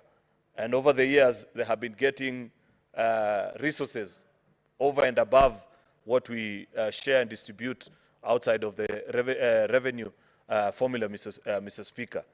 Unfortunately, over the subsequent years, the so-called treasury mandarins and the deep states and the systems found a way of securing projects and other, what you may call, sweeteners to certain well-connected counties and passing it before both houses of parliament and passing for it as either a conditional or unconditional grant. That you'll find a particular project has been stated, yet a keen look at it will ensure that we'll actually have noted that on most occasions, it's the same counties that were always benefiting from these conditional and unconditional grants.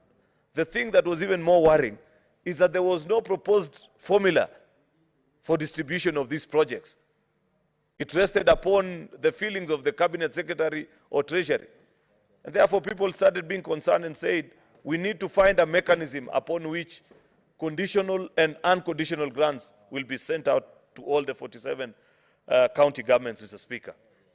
And after lengthy drawn court battles, this decision was arrived at. And therefore, this is the first bill, Mr. Speaker, that you are considering under additional allocations to our county government over and above that which we distribute. And there is good justification, Mr. Speaker. There are unique circumstances that end up giving us, you know, there are donor-funded projects, Mr. Speaker, that for one reason or the other, like today I know Bill Gates was meeting the Council of Governors.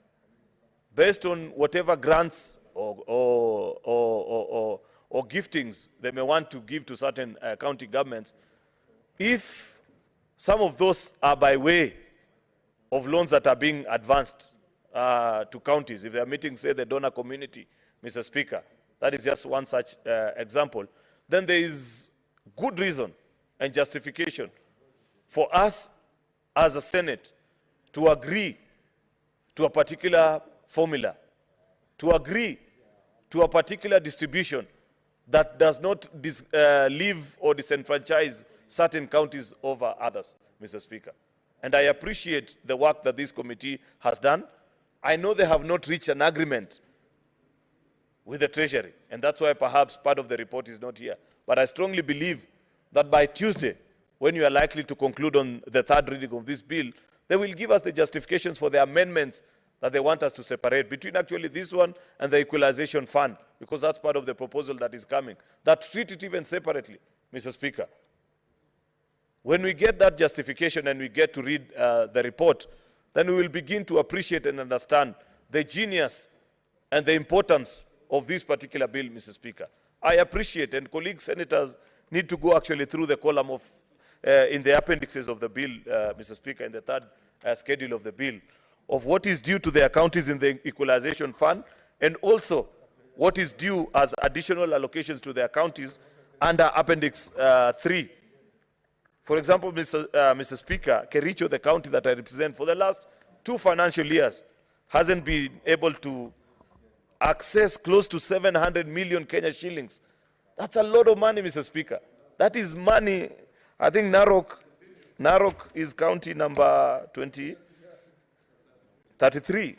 If you look at Narok, it should be somewhere in excess of $1 billion, actually, if you add all the columns from column A all the way to column M.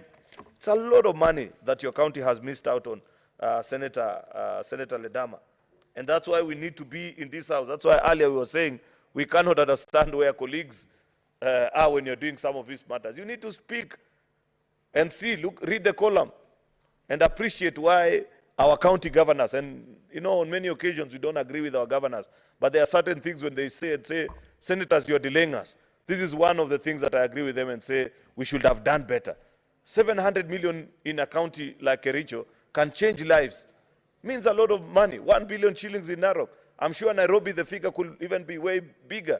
Mombasa, and all these counties that are represented here. It's a lot of money, Mr. Speaker. And we need to agree. The beauty is that the information that we have and the presentation from Treasury is that this money is in existence. It is actually in the CRF account of many of these counties, only awaiting the provident legislation, which is here for counties to be able to access these particular monies. So I appreciate the good work that colleague senators have done. I want to emphasize that if possible, we push through and ensure that we conclude on second reading today. By Tuesday, when this House resumes on Tuesday next week, Mr. Speaker, I want to believe the committee will be ready with their report so that we proceed to third reading and send the message to the National Assembly. The 2 weeks that they have should actually be sufficient for them to conclude on this particular bill so that by the time we are breaking for December holidays, counties are able to access these funds, Mr. Speaker. You know, citizens are beginning to get restless.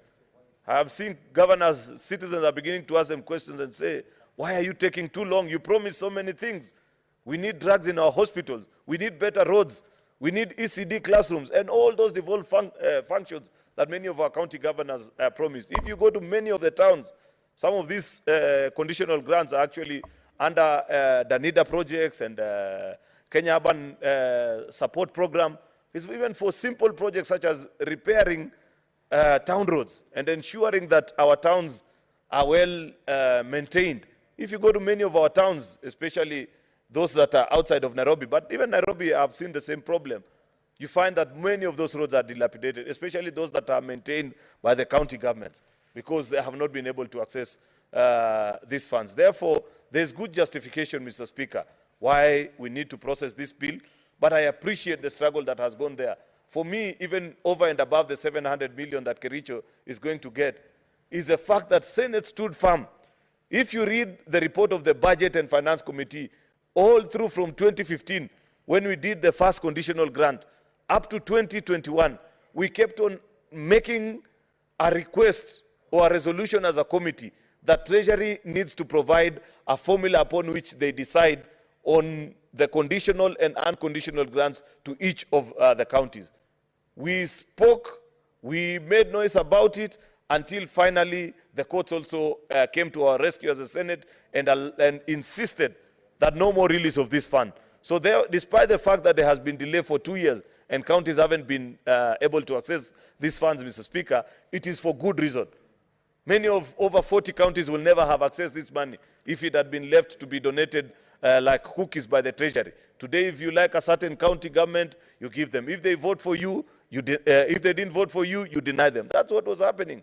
But because of this law and because of the Senate standing firm through its Budget and Finance Committee, all the 47 county governments are assured of an equal distribution of conditional and unconditional grants, Mr. Speaker. And that's the genius in this bill. And that's the spirit and the principle that I celebrate as we pass this particular bill, Mr. Speaker. I know colleague senators actually have a lot to say and would wish to say many on this particular bill.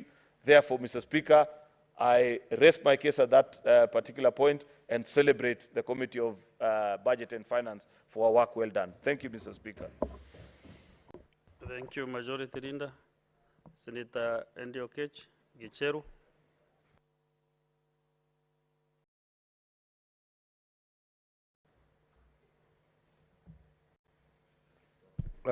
Thank you so much, Mr. Speaker, once again. I think that this is actually the most important bill, as has been echoed by my brother, the Majority Leader, Senator Arun Chiriot, because if this bill should succeed, then it means that we are going to help our counties get something between 34 billion to 37 billion in addition to what they already get.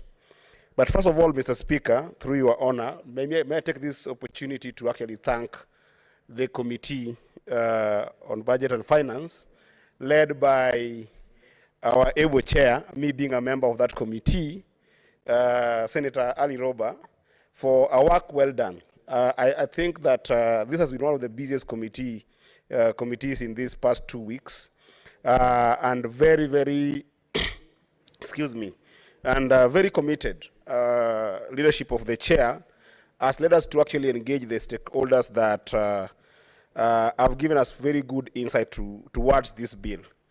I also want to actually make a comment coming from the committee. I know this might be preemptive, but I'll be cautious not to exhaustively pronounce myself on this. But given that a few senators have passionately spoken about Equalization Fund, which is established in our Constitution under Article 204, I think there's a lot of passion around this. And I know that given some emerging issues of legality that have come from the committee, Mr. Speaker, I wish to just indicate, not to pronounce myself on this, but indicate that given the weighty issues on Equalization Fund, I know the committee is considering separating the bill into two, the county government revenue additional bill, as well as the Equalization Fund bill, because Equalization Fund has got some sunset clauses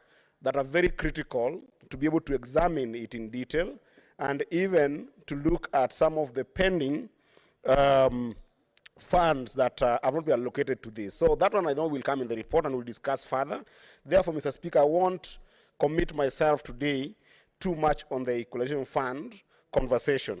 But I wanted to stress, Mr. Speaker, that this additional revenue that we're trying to allocate to counties is very critical, because in this bill, we are trying to honor Article 202 of the Constitution, sub-Article 2, which says that county governments may be given additional allocations from the national government's share of the revenue, either conditionally or unconditionally.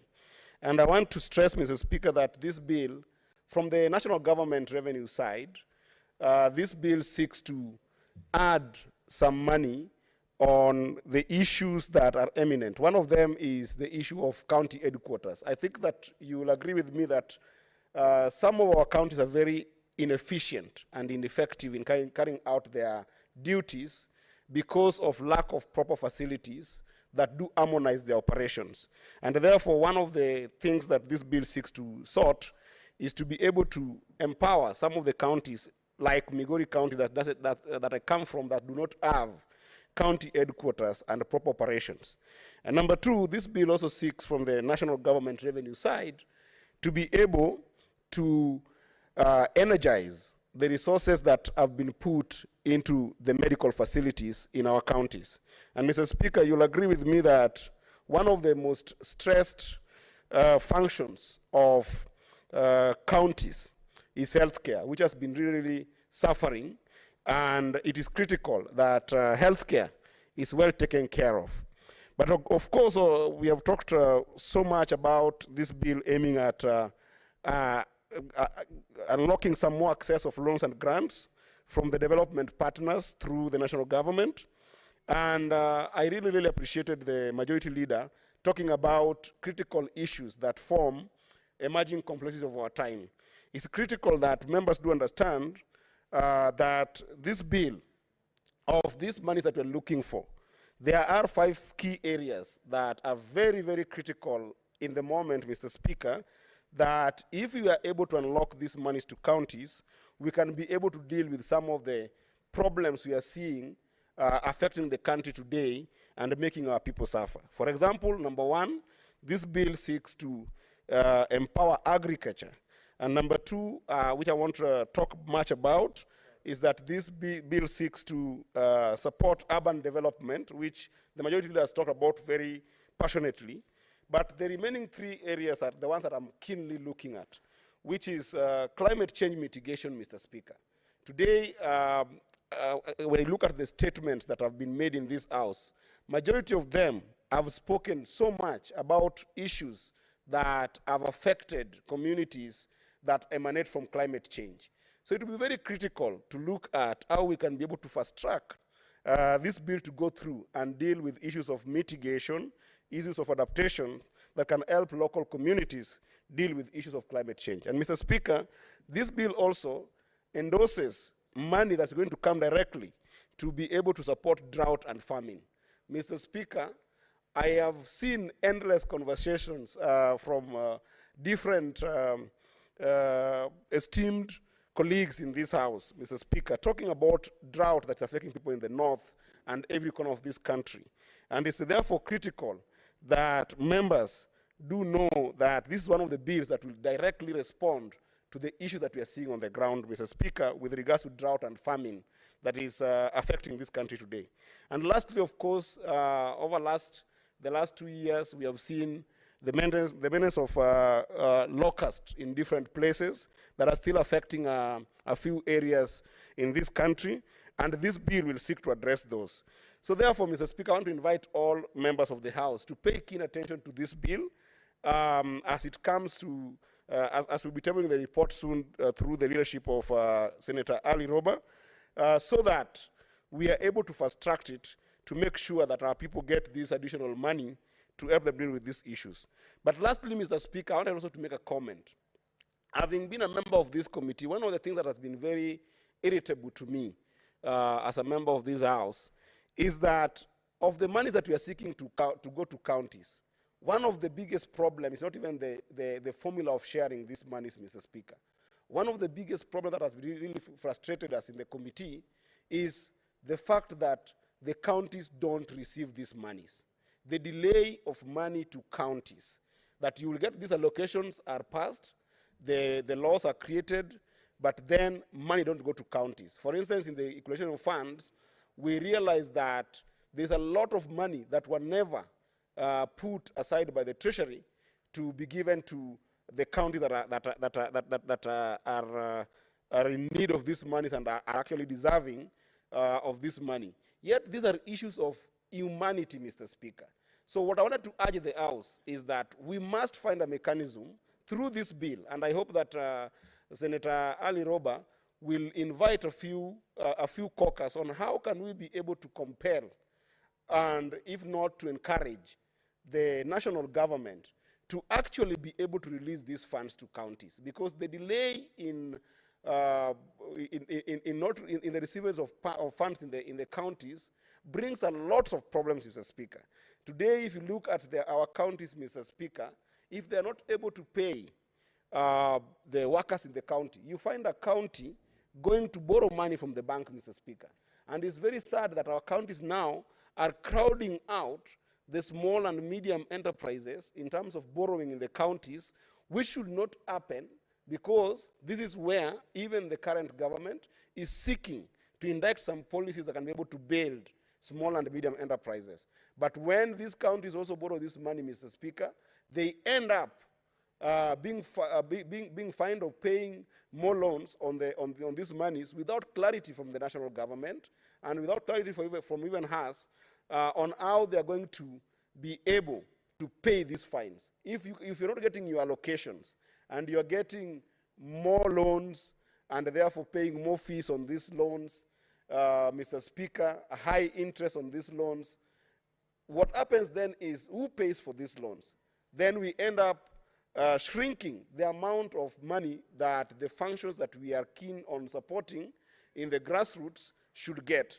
So I would actually urge, and I would plead with the chair of this particular committee, who is my very good friend and also my very good mentor, to actually find a way that above just allocation of these funds, these monies can be able to reach the counties. With this, Mr. Speaker, I thank you so much as I support the motion in the House today. Thank you. Okay, thank you.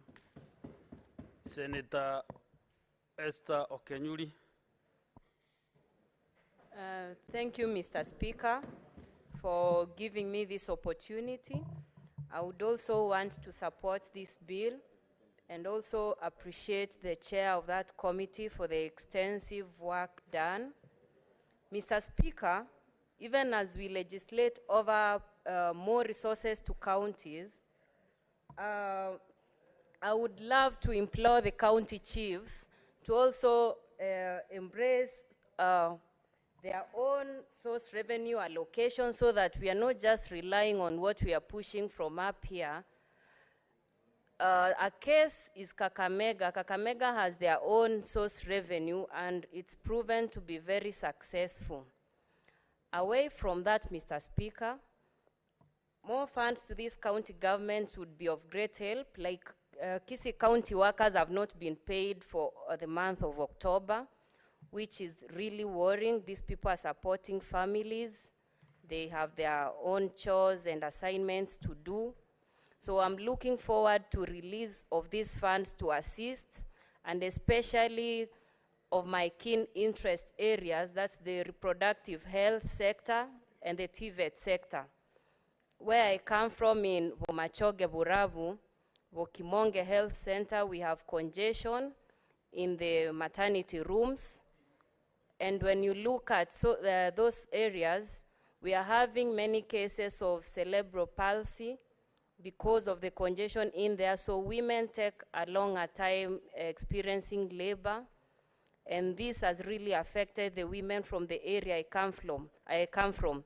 So I'm looking forward to more funds that will be going to Kisii County, trickling down to my sub-county and aiding the expansion of those health centers in that area. Mr. Speaker, finally, I would also want to urge the county chiefs to ensure that they use the resources effectively and efficiently to avoid wastage, so that it's not just about pushing more resources, but also accounting for the minimal resources we are pushing. Thank you, Mr. Speaker. Thank you. Senator Sifuna Edwin.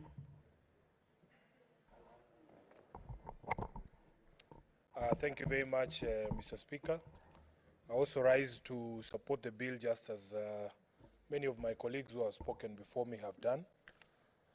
Mr. Speaker, I was a bit surprised by some of the submissions that I had from my senior brother, Khalwale, the senator for Kakamega. I don't know where he has disappeared to, because I wanted to take him through how you understand what a bill is supposed to do.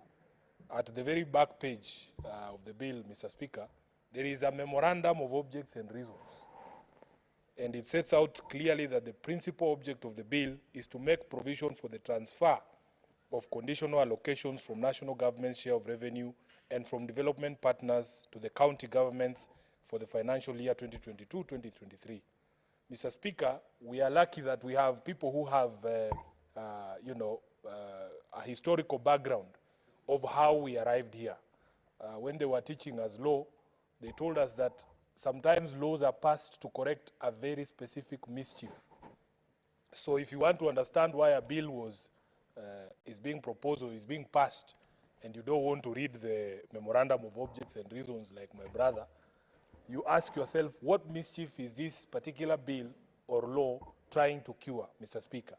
And I'm happy that Senator Ledama Olekina has given us a background, that in fact, there was some people who were being mischievous, trying to sneak in these conditional grants and loans as extra allocation so that we can feel as if they support devolution, Mr. Speaker. And if there is further confusion, you can even go to Article 3 of the bill itself, which states out the object of the act. Mr. Speaker, I am happy because when we were in Mombasa, I had occasion to visit with the county governor of Mombasa. And I was even able to invite him to our retreat there.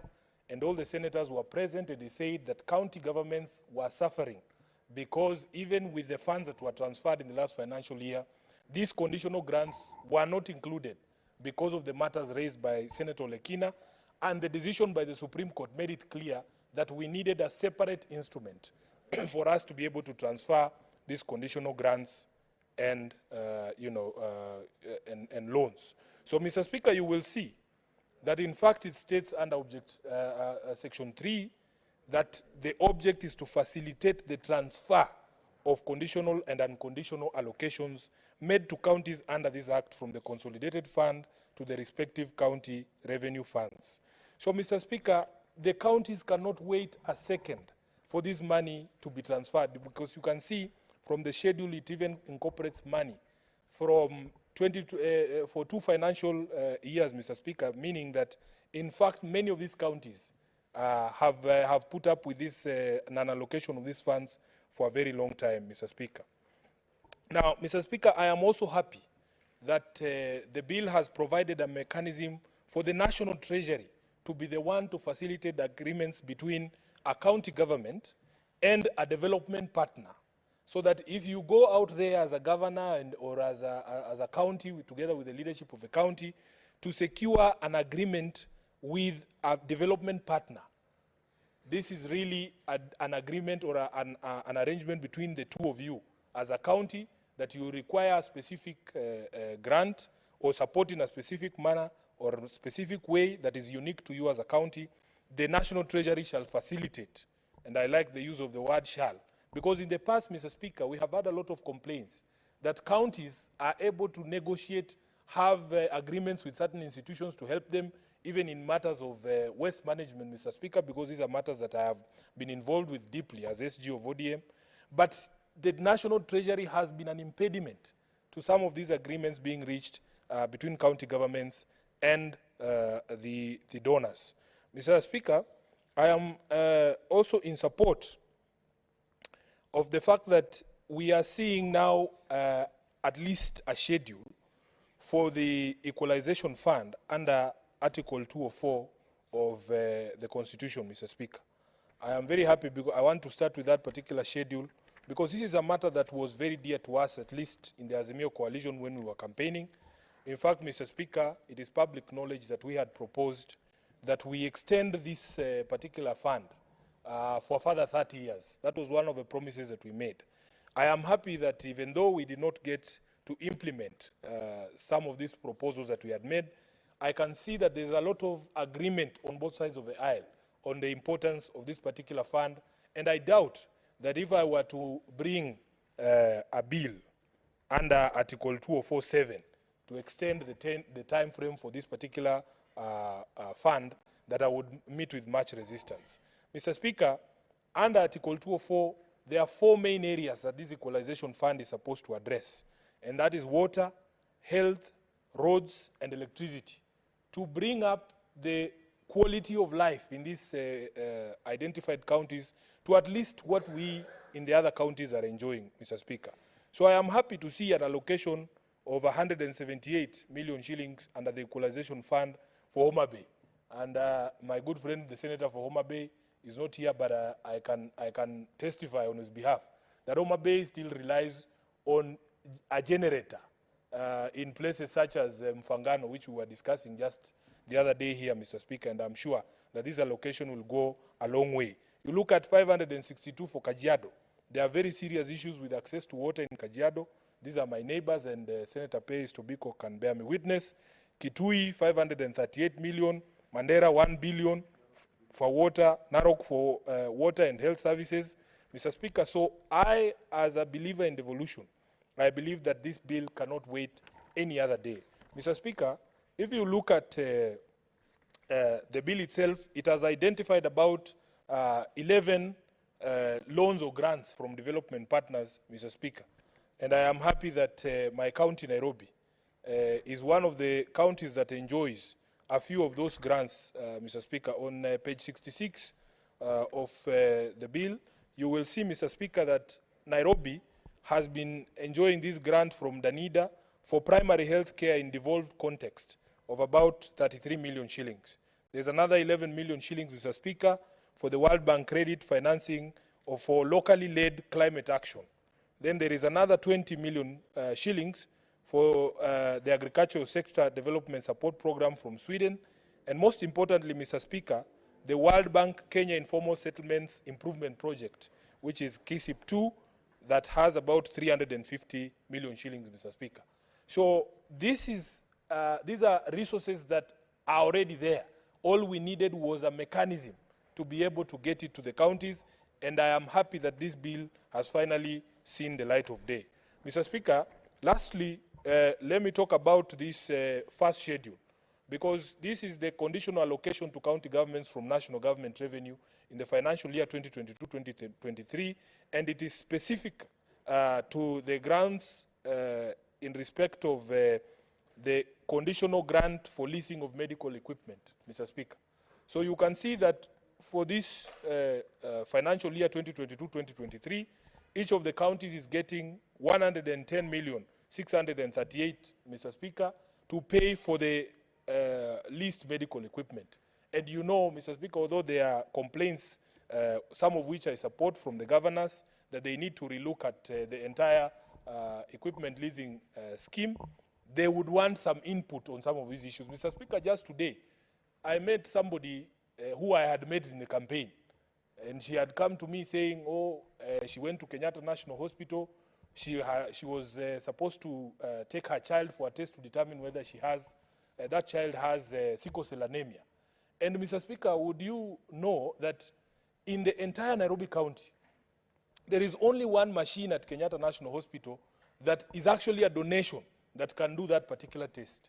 Now the problem is that the person who donated this machine insists on being the one to supply the reagents.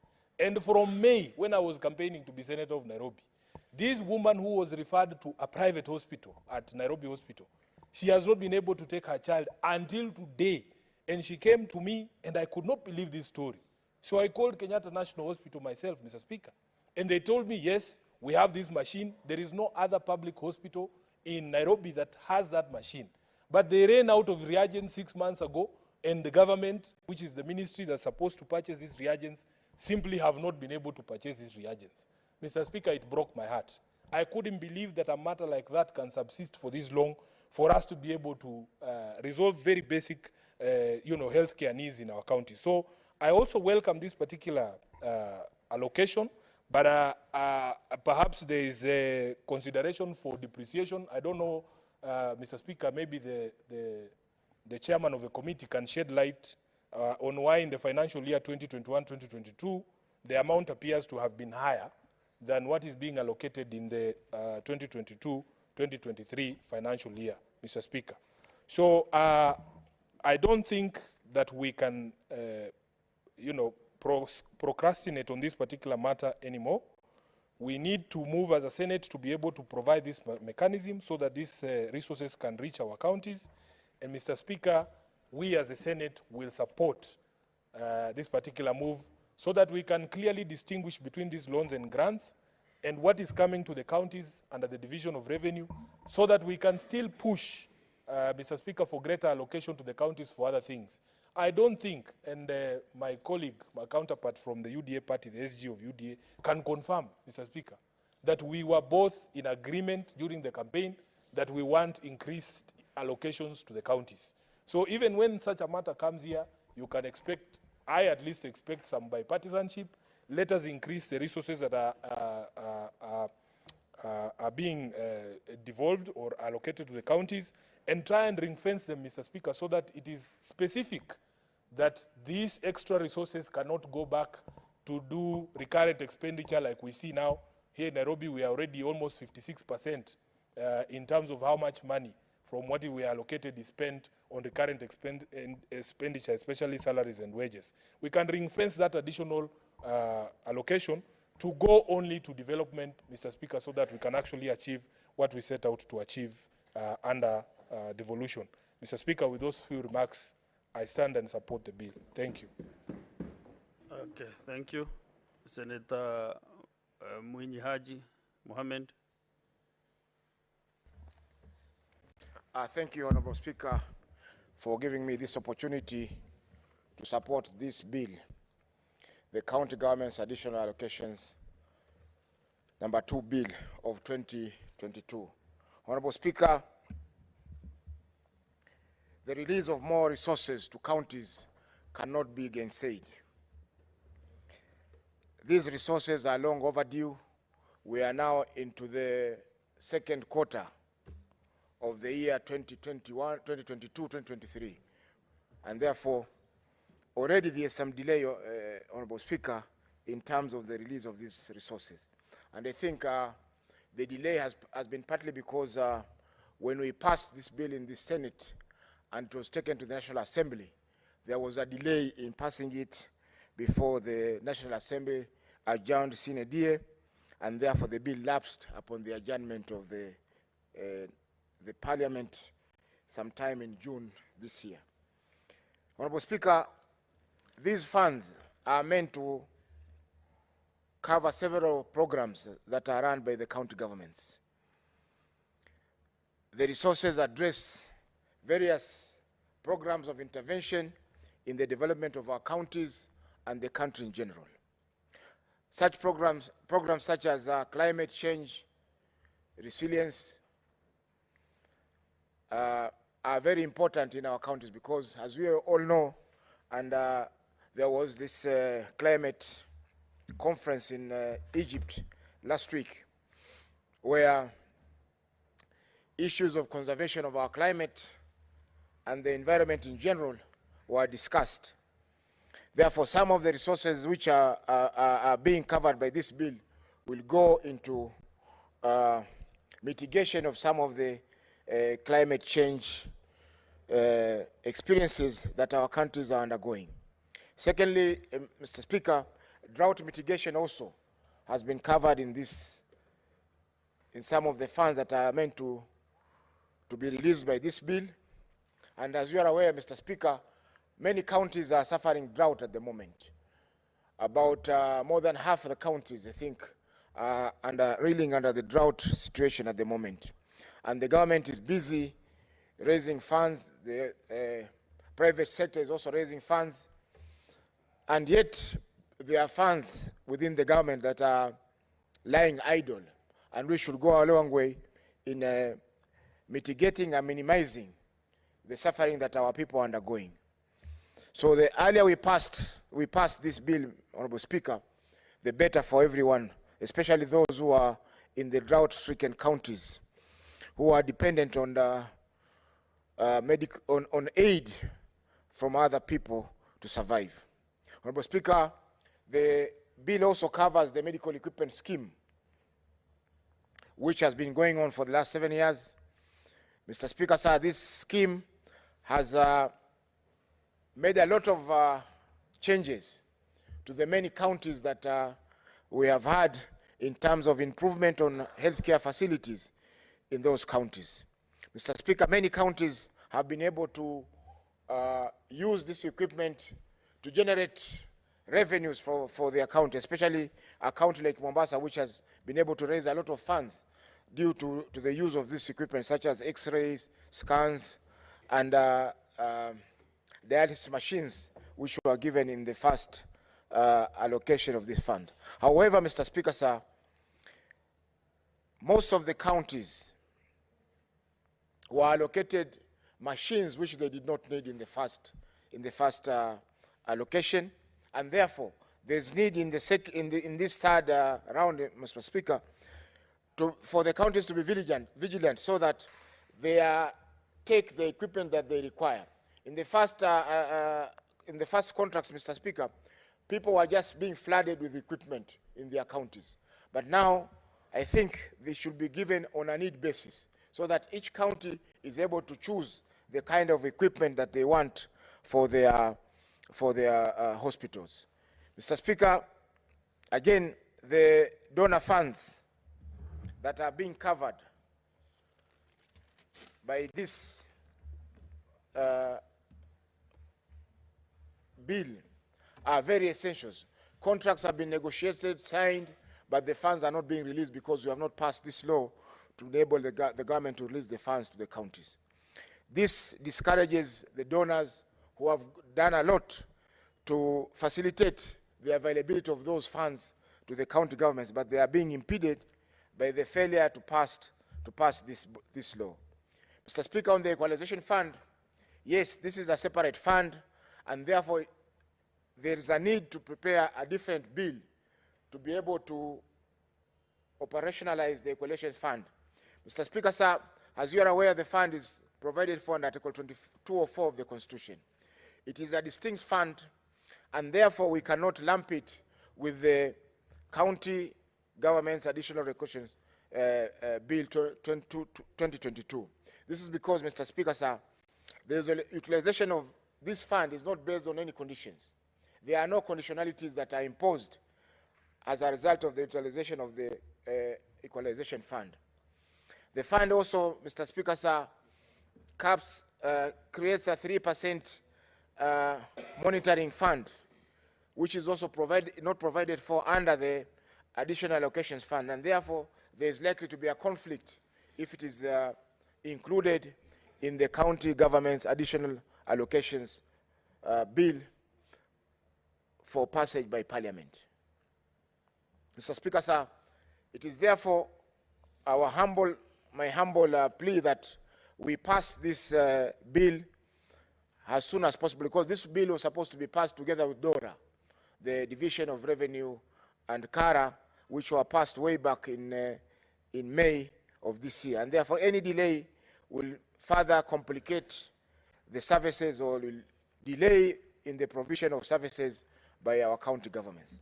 Mr. Speaker, sir, finally, I want to commend the chair of this committee, Honorable Senator Roba, for guiding the committee in the deliberations in regard to this committee and all the members. We have experienced, Mr. Speaker, a full house whenever we discuss this bill, and that is commendable considering the fact that we are only about 2 months old in this Senate, and therefore are all eager to be able to consider the legislation that is coming up before our committees and be able to assist this House in passing the bills that are coming before us. Thank you, Mr. Speaker, sir. Yes, thank you. Senator Samson Kiprotich.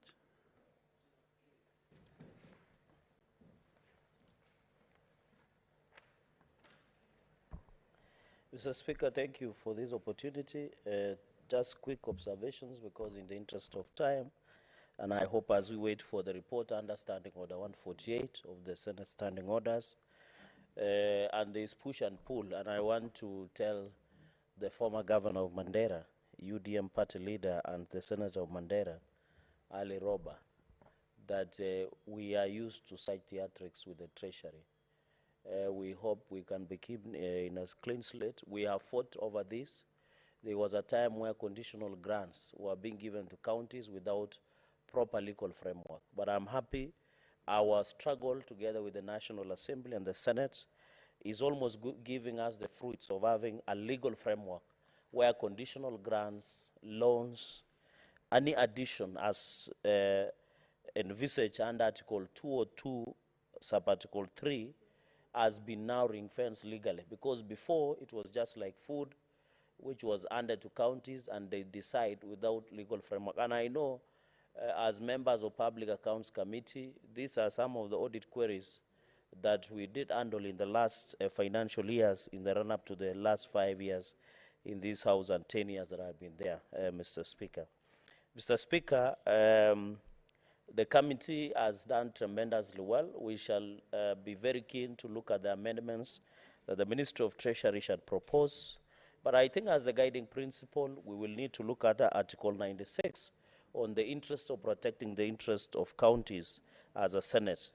Mr. Speaker, I'm happy, and when I look at on the categories, all of them, conditional allocations, Nandi will get likely more 263 million plus, loan and grants will get 208 million, equalization fund, Mr. Speaker, will get 158 million in the financial year of 2022-2023. That is in total, Mr. Speaker, is over 629 million plus that will come to Nandi on conditional grants and additional funds as envisaged by Article 202, Mr. Speaker. Mr. Speaker, two things. I think we were supposed, and I don't know why the committee did not look that we had what we call sunset clause in terms of financing county headquarters, because I've seen a number of counties that still are being allocated county headquarters development funds.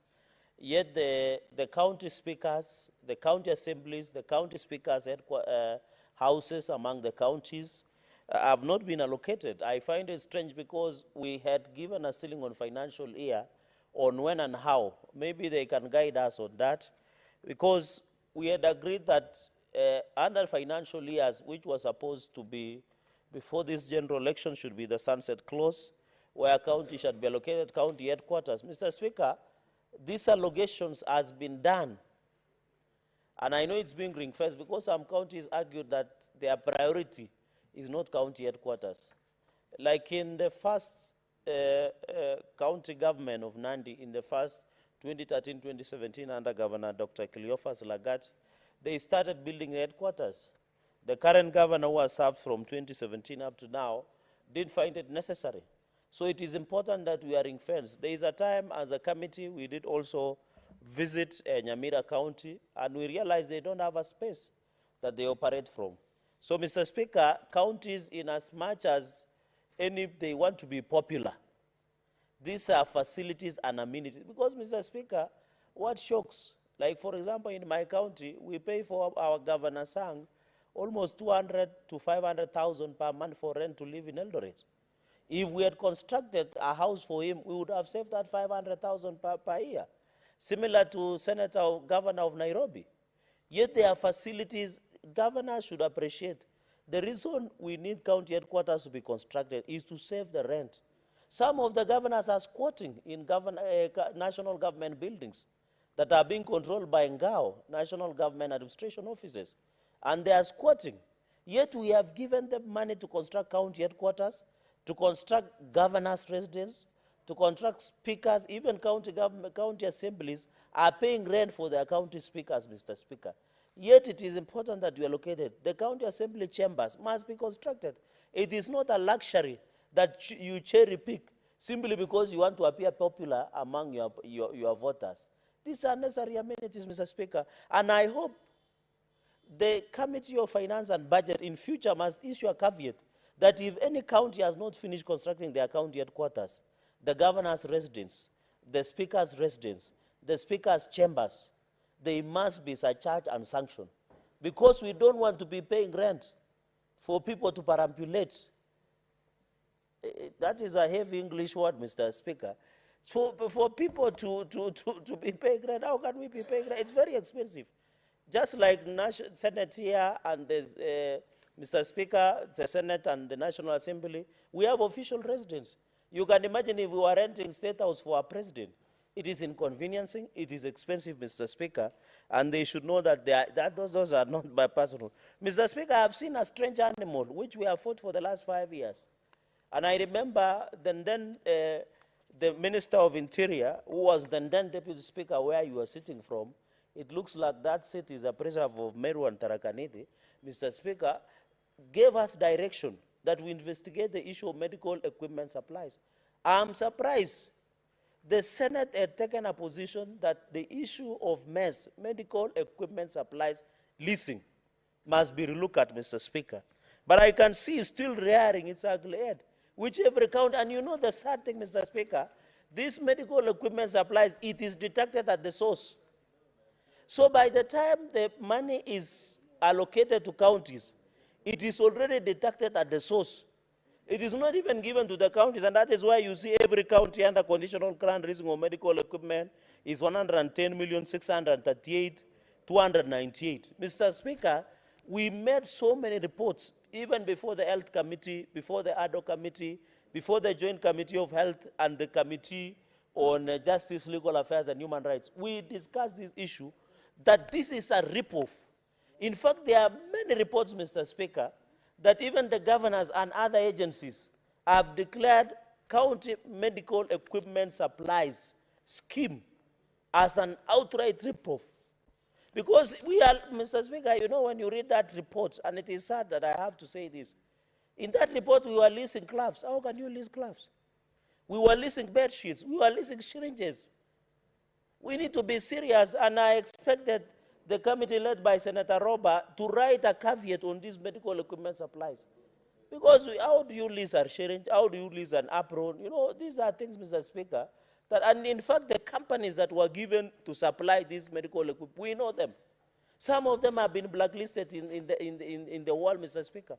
Like one from, there is a one from America, other local companies, and many others, Mr. Speaker. So we need the Committee of Finance and Budget.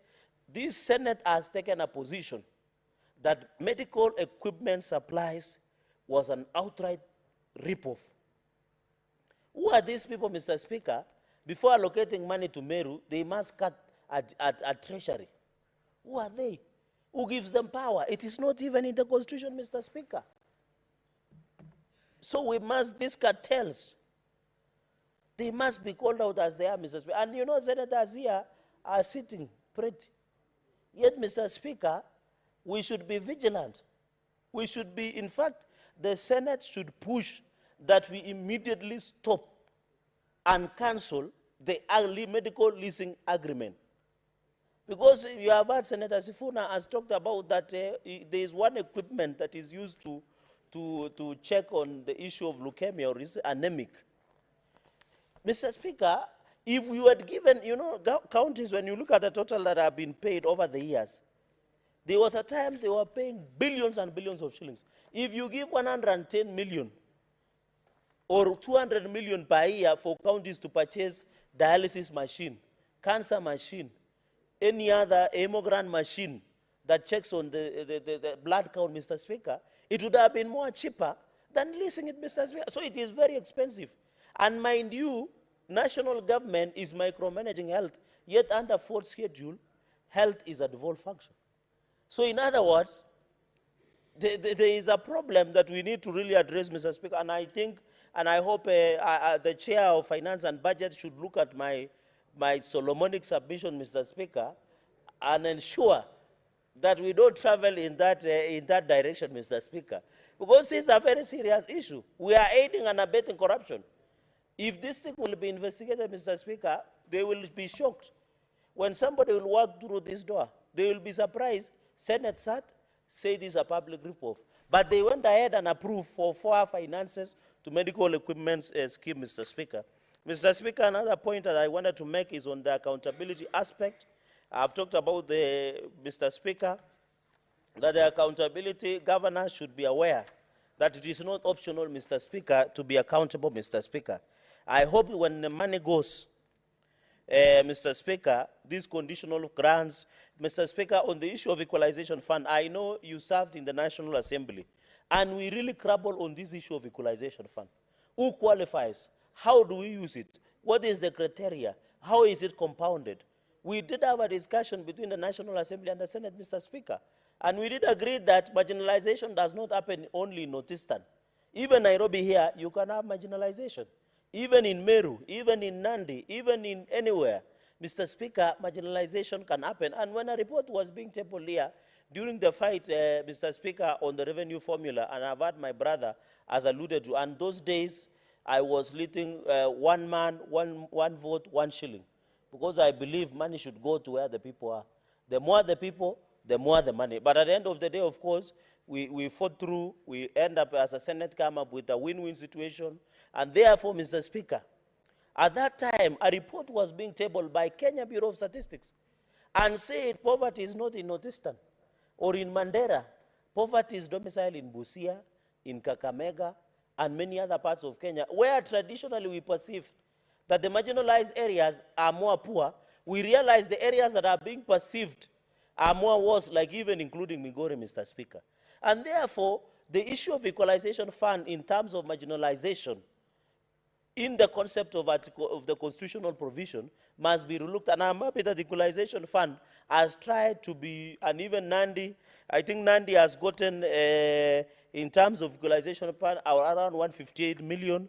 And those are a number of locations and sub-location levels that are within Tindred sub-county, Mr. Speaker. So this issue of equalization fund under Article 204, the rules and regulations must, Mr. Speaker, be relooked at so that equalization fund, and I want to ask the Finance and Budget Committee to also be futuristic, because marginalization keeps changing, Mr. Speaker, because it keeps changing.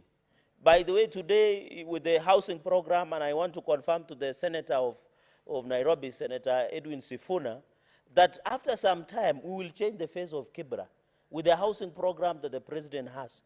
After some time, the living standards of Kibra will change. What does it mean? It might move away from the marginalized, Mr. Speaker, and now become economically stable. Somewhere else within Nairobi might develop to something that might create marginalization, Mr. Speaker. So we need to relook on how we allocate equalization fund, Mr. Speaker, and go into the future looking at that. Mr. Speaker, on the fourth point and final one, because I wanted to finish on the equalization, on the issue of accountability, Mr. Speaker, we must relook at... Senator Chelagay, the senator for Migori County, wants to inform you. Do I really trust the information? I want to inform you. I thought he should be learning from me. Do you want to be informed? No, at this point, I don't want to be informed. Okay. Because I don't trust the way he's smiling sheepishly. He's smiling sheepishly, Mr. Speaker. And you know, as my junior, Mr. Speaker, he should be taking notes while I speak and learning from the best. Mr. Speaker, Mr. Speaker, in conclusion, on the issue of transparency and accountability, and I expected Senator Sifuna, because he serves with me in the Public Accounts Committee, that the issue of accountability is not negotiable. Of course, I'm extrapolating, Mr. Speaker. The issue, this money that we are giving out, part of the role under Article 96 is oversight. This money must be accounted for from 1 shilling to millions of shillings that we allocate, Mr. Speaker. Governors must know that we are not allocating this money for free range or to play around with. They must account. And as a role of oversight that we play under Article 96, Mr. Speaker, the great governor of Migori, Ochila Ayako, who was a senator here and was my chair in the CPIC, and now my brother, Senator Eddie Kisheru, must know that Governor Ochila Ayako does not have a freelance to use the money that has been allocated to the great people of Migori. He must account for every shilling. If it comes from the Denmark, Danida, if it comes from Kenya Support Urban Program, that is allocated under World Bank in terms of Kenya infrastructural development programs, even it must be accounted for. Even we want to improve Narok Town, Mr. Speaker, where Senator Ledama comes from. If the World Bank allocates money on Kenya improvement, structural improvement program, we must account for Governor, the former governor, I almost say governor tonight, you have a new governor, Olentutu. He must account for it, Mr. Speaker. There is no option about accountability. And we must take this thing to every governor. Even my governor does not have anywhere to hide. This money that is allocated around 700 million to Nandi County, he must account. If you don't want to account for public money, why did you run for that office? And governors, Mr. Speaker, who might finish? I know I can see Meru, Mr. Speaker, the temperatures are coming down. The sugar levels in Meru was going through the roof. But I'm happy, I don't know whether you injected some drugs to cool the temperatures. But if, for example, Governor Kawira Mwangaza, it finishes 10 years or 1 term, she should be aware that she must be careful. Because Article 206 of Article 5 will catch up with her. There is what we call personal responsibility, Mr. Speaker. 226 as of Article 5. Thank you, Senator Ledama. 2265, Mr. Speaker. Even if you run away, I can see NMS, Mr. Speaker, General Mbadi thinks that he have assets and liabilities, he will never be culpable. Governor Kananu, former governors, Mr. Speaker, they must be aware that 226 sabbatical 5 is knocking on their door. Governor Tunai, or any other former governor, and I'm not saying this in bad faith, I'm saying it in good faith that if you did not account for any money that was provided, if it is about Masai Mara collections, about the town council of Narok, where it came before our committee, you must account for that money, Mr. Speaker. Any governor across the region, whichever, if you come, even Governor Kidero, former governors that we have in this country, Mr. Speaker.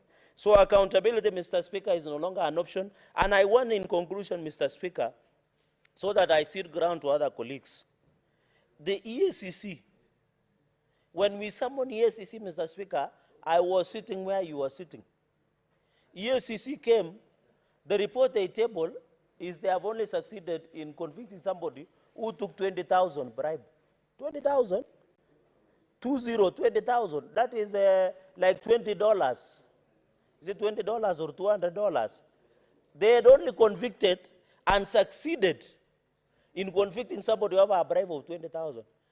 But people who have looted in county governments are working scot-free. They are working to EACC the way they want. They are manipulated EACC. EACC do an ordinary morning raid. You tell them they have seized documents. After some time, it is written headlines. And you know our media are very good at giving very juicy headlines. They say they have arrested so-and-so, Governor so, with 200 million case. After some time, it fizzles out, Mr. Speaker.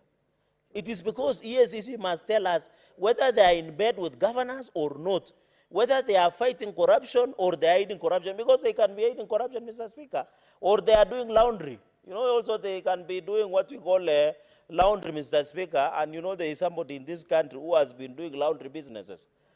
But we don't want to mention names, whether they are doing laundry.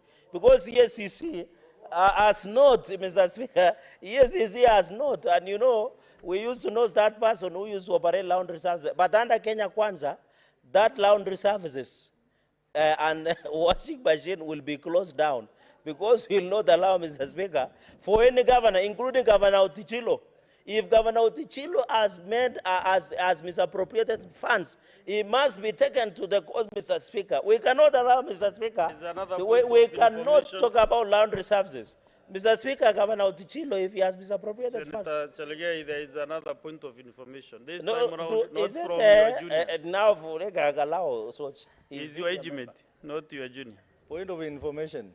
The Honorable Senator, who is my neighbor, I want to inform him that when you talk about laundry, you should talk about laundry by mentioning the people involved in laundry. We know even this administration is involved in laundry, clearing people who have court cases, trying to frame issues before the court. You should mention that instead of blaming people whom you can't even mention their names. Mr. Speaker, I don't think that was point of information. That was a point of debate. And you know, Senator Otsosi is a senior ranking member of parliament. But Mr. Speaker, he knows his party leader has been running laundry services in Capitol Hill. We know. It is in the public domain, Mr. Speaker. And no one, in the issue of court cases, Mr. Speaker, because I know what he's alluding. You know, Senator Otsosi, through you, the Speaker, just give me 1 minute, Mr. Speaker, so that I conclude. Mr. Speaker, under the Constitution, the Director of Public Prosecution is not ordered by anybody. He knows. So if he comes here and says DPP has been ordered to withdraw cases, who can order DPP when the Constitution has given DPP power? DPP cannot be ordered, Mr. Speaker. So he's just being mischievous, he's out of order, and his statement should be treated with the contempt it deserves, Mr. Speaker. In conclusion, look at the report of the Treasury. If it is not in good faith, Mr. Speaker, I might not agree with some of the amendments. I thank you, Mr. Speaker.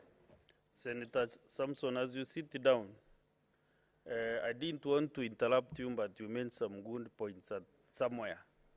that you are challenging this 5.2 billion conditional grant leasing of medical equipments. But I'm wondering if you are registered in this house and you are lamenting, and the people out there, the people you represent, are still wondering, and they brought you to this house and you're still wondering. So who is helping the other? You have the power to inquire and to do everything at your disposal, to know where this money is, because that is your work. So I think you try and do something. Senator Mungatana Danson. Thank you, Mr. Speaker, for giving me the opportunity to also make my contribution in this bill that is before us. Mr. Speaker, the county governments get their resources from three main revenue sources. There is their own generated revenue resource, there is the equitable share, which is a big revenue resource, and Mr. Speaker, there is this one that we are debating, which is the additional revenue allocation. So these are the three main resources or source of revenues for county government. Mr. Speaker, in this financial year, the current financial year, the amount of money that is allocated under the second source of revenue, this is the equitable share, is at 370 billion. Then, Mr. Speaker, the amount of money that we are passing in the third heading that I've said, which is the additional revenue source, has two headings. There is the amount of money that is given through the national government. That is, apart from the 370 billion, the national government can decide to give more, to allocate more under the additional allocation bill. And also, we have also loans and grants that come under this additional revenue allocations. So, Mr. Speaker, the question I am asking myself, the national government, under the heading of additional revenue allocation, has decided to make 5 headquarters. They have allocated 5 county headquarters, and they have also allocated money for leasing medical equipment, which a previous senator has referred to. Mr. Speaker, if this 370 billion has already been allocated as equitable share, and the national government has money, further money, to allocate as to build county headquarters, 5 as I have referred to, and also has money to allocate to counties to lease medical equipment, it means there is enough money, or there is more money that we can secure under the heading of equitable share.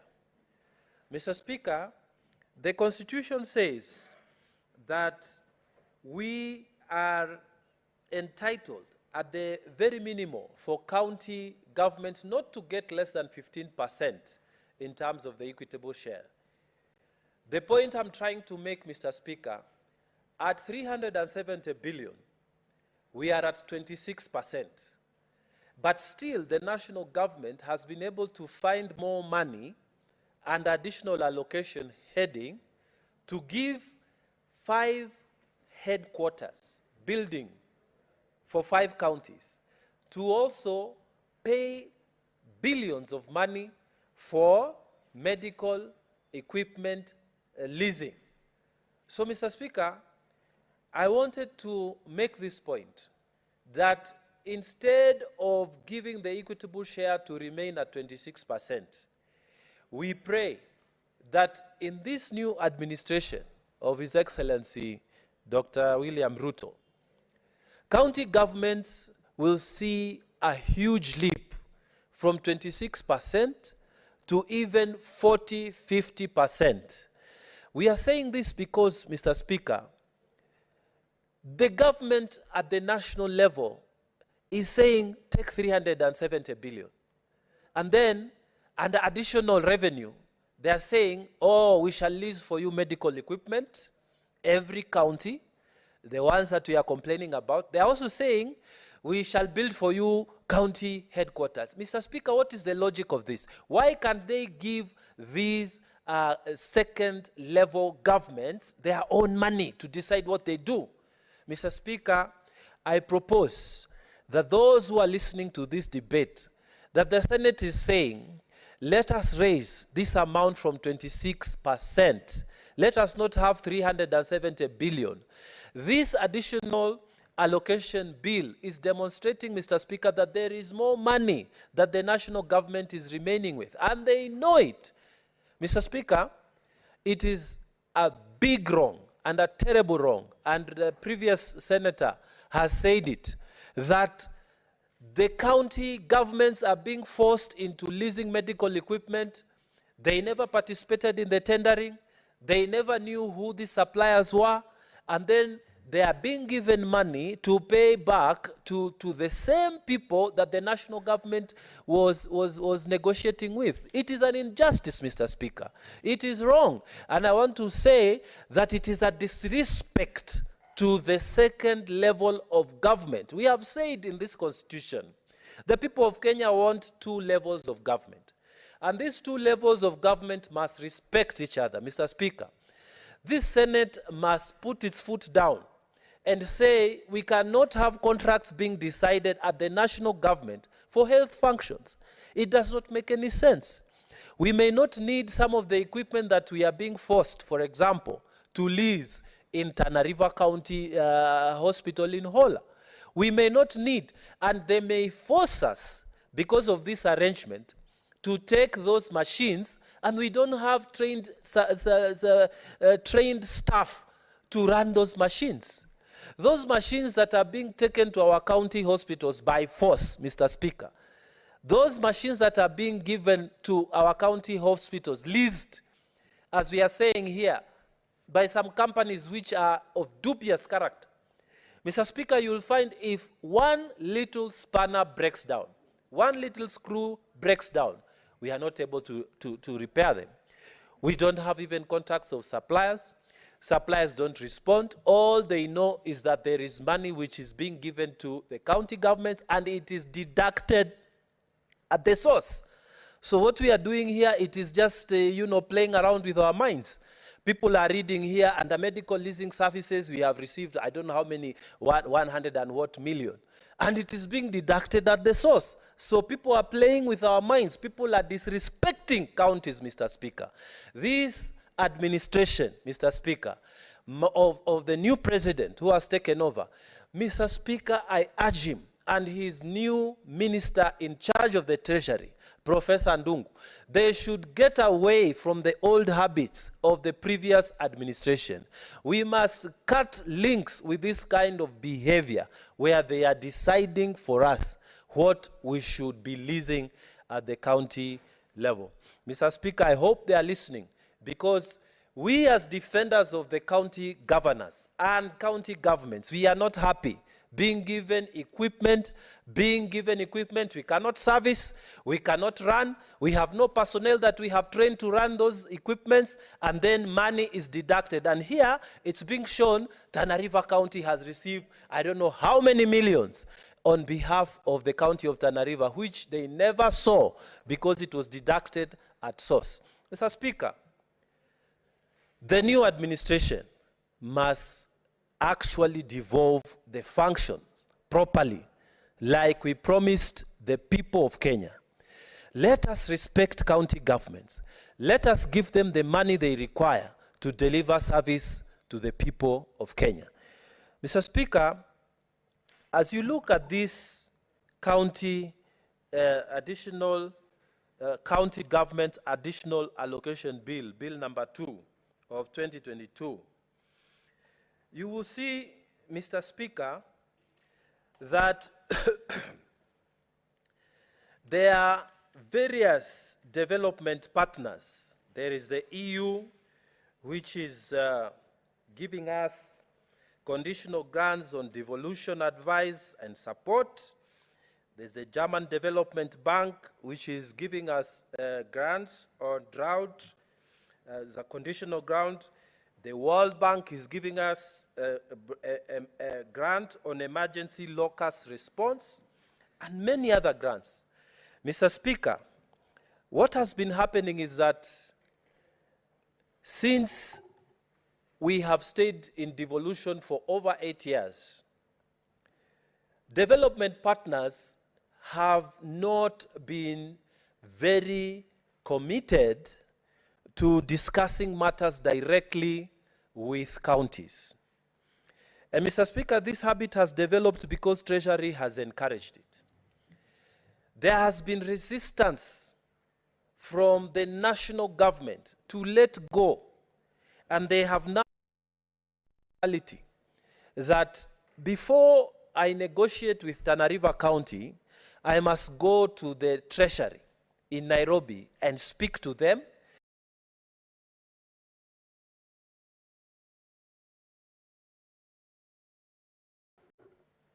This mentality must change. We have developed county governments. We are living now in the third tier of the first devolution. Mr. Speaker, county governments are entities that must be given that respect. And our prayer from the Senate is that, Mr. Speaker, we can encourage the partners, development partners, to develop the habit of confidently discussing with our county governments, give them their space. Why? Because the PFM Act, Mr. Speaker, Section 38, it covers county governments to discuss grants and loans with development partners. So we want this to be the way forward in future. Mr. Speaker, prior to 2021, this kind of bill, the County Government Additional Allocations Bill, was not there. This is because previously, the Division of Revenue Act and the County Allocation Revenue Act were also being used to feed in the county government's allocations. Mr. Speaker, the county governors, they went to court, and in petition number 252 of 2016, they got an order that the Division of Revenue Bill and the County Allocation Revenue Bill should simply deal with the two national governments at DORB, and at the CARB, they should deal with the Division of Revenue across the 47 counties, and nothing more. That is why, Mr. Speaker, we had this county government additional... Mr. Speaker has left. Now you have Madam Speaker. Yes, Mr. Speaker. Oh, Madam sorry. Speaker. My apologies, Mr. Speaker. My apologies, Madam Speaker. So, Madam Speaker, this bill, we should support it because this is what the High Court has said. It has said that we cannot have the County Government Additional Allocations Bill being debated and passed within the DORB or the CARB. So, Mr. Speaker, what we need to do is to pass this bill. And I agree with previous speakers that we need to pass this bill. Why? Because this bill, as small as it looks, Mr. Speaker, it is going to release or unlock 32 billion that is hanging somewhere inside. It's hanging in the air. People have committed to doing something for our county governments, but the money cannot reach them because it is not yet passed under this bill. Mr. Speaker, the difference between this, the recent county government additional allocations bill, this bill number 2, and the one that was previously there, the one for the financial year 2021-2022, is that the present bill has incorporated the equalization fund. And my learned colleagues who have spoken before me, they have referred to this equalization fund. Mr. Speaker, Madam Speaker, I need to say this, that we need to pass this bill, yes, because we need to unlock the 32 billion. But we must pass it, Madam Speaker, with amendments. Why? Because we cannot force feed this bill with the equalization bill. The equalization fund has its own management staff. Mr. Speaker, the structure of and the architecture of the equalization bill is totally different from how we are supposed to manage the county government additional allocations. So, Madam Speaker, it will be wrong for this Senate to go ahead and pass the equalization fund within here, because we cannot even operationalize it as it stands using this. We must find the correct instrument for us to pass, and which means, Mr. Speaker, Madam Speaker, the chair of this finance committee must go back again and come up with an instrument, which will be the equalization fund bill, so that we can debate it, and it must fit within the already established structure, the board and the management of the equalization fund. Mr. Speaker, Madam Speaker, I wanted to agree with this previous senator for Nairobi, the previous speaker, who said that the equalization fund, which is heading to its sunset, needs to have more years.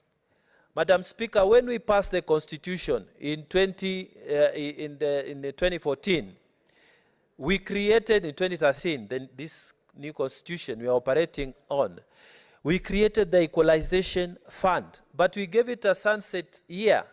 After 20 years, that equalization fund was going to die. Mr. Speaker, what we are saying now, it is time that we introduced a bill, and Article 204 provides for extension of the Constitution, provides for the extension of this equalization bill. Madam Speaker, I pray that this committee will go back and look at a possibility of bringing back another instrument for the equalization fund standing on its own, so that we don't have confusion. Yes, Chairman. And also, Madam Speaker, we are also praying that the committee will go back and look again at Article 204.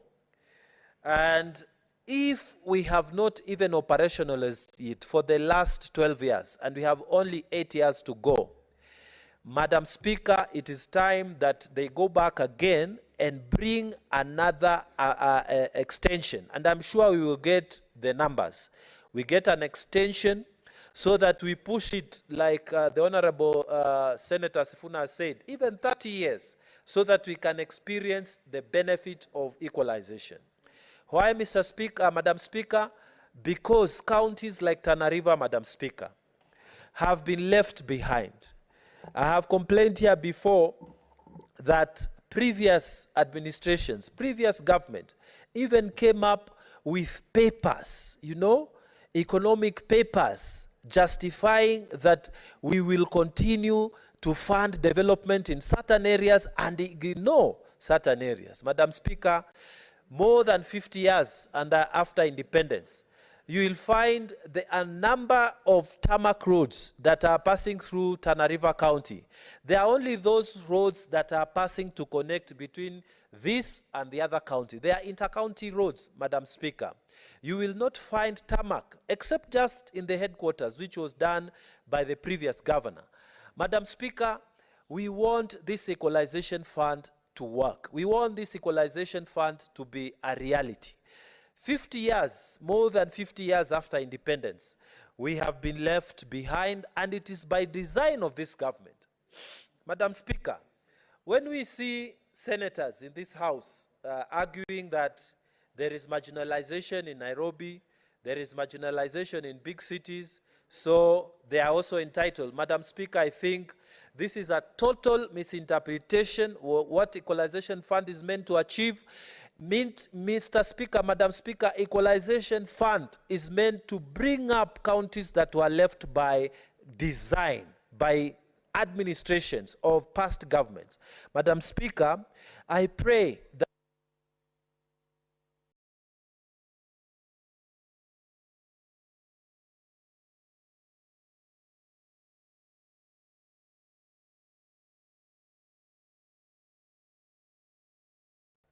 Okay, you are granted the 1 minute. Just proceed.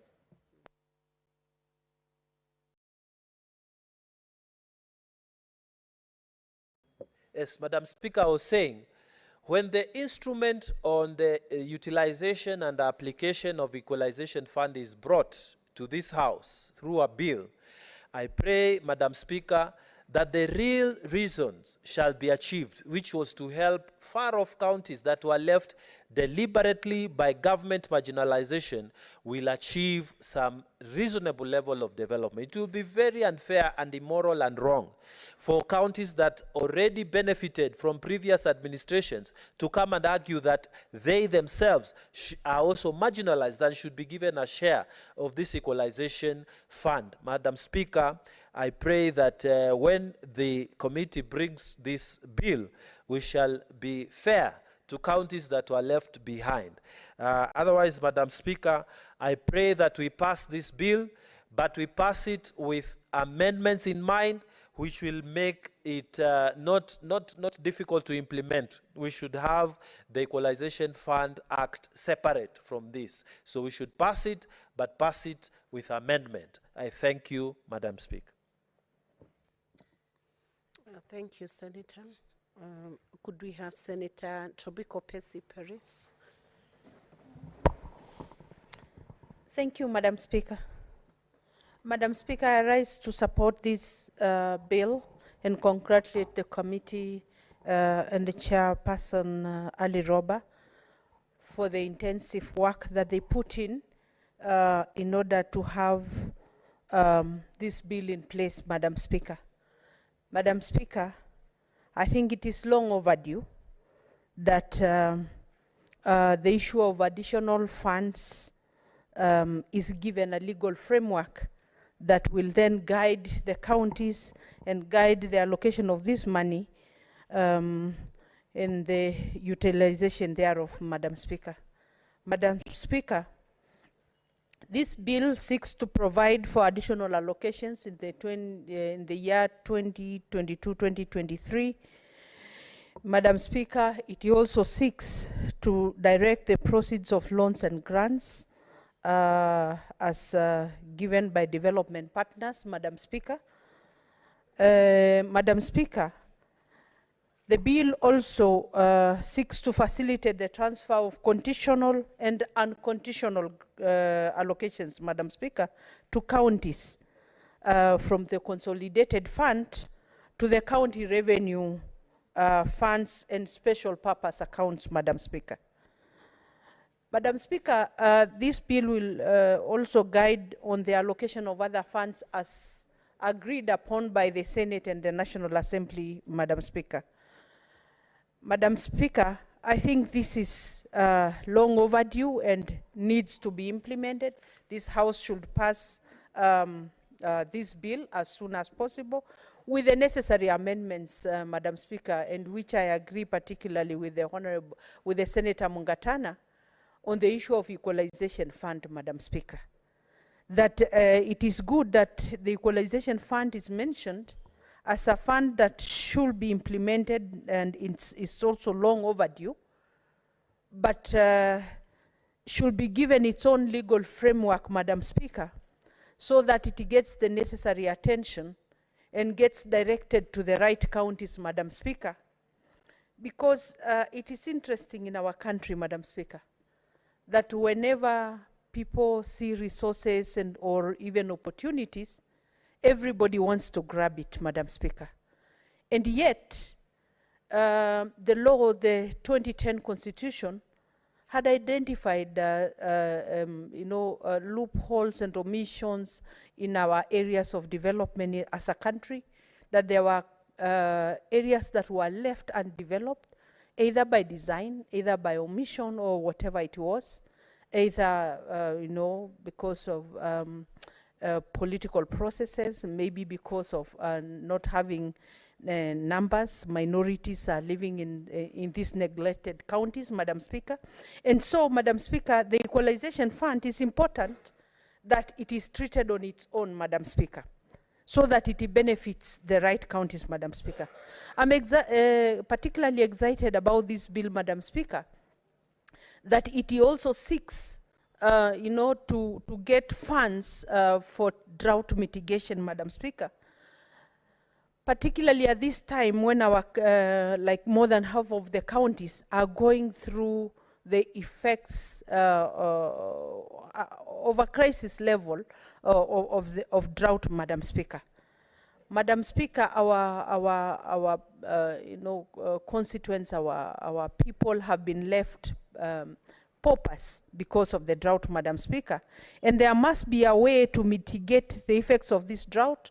There must be a way to now bring, climate smart agriculture, Madam Speaker.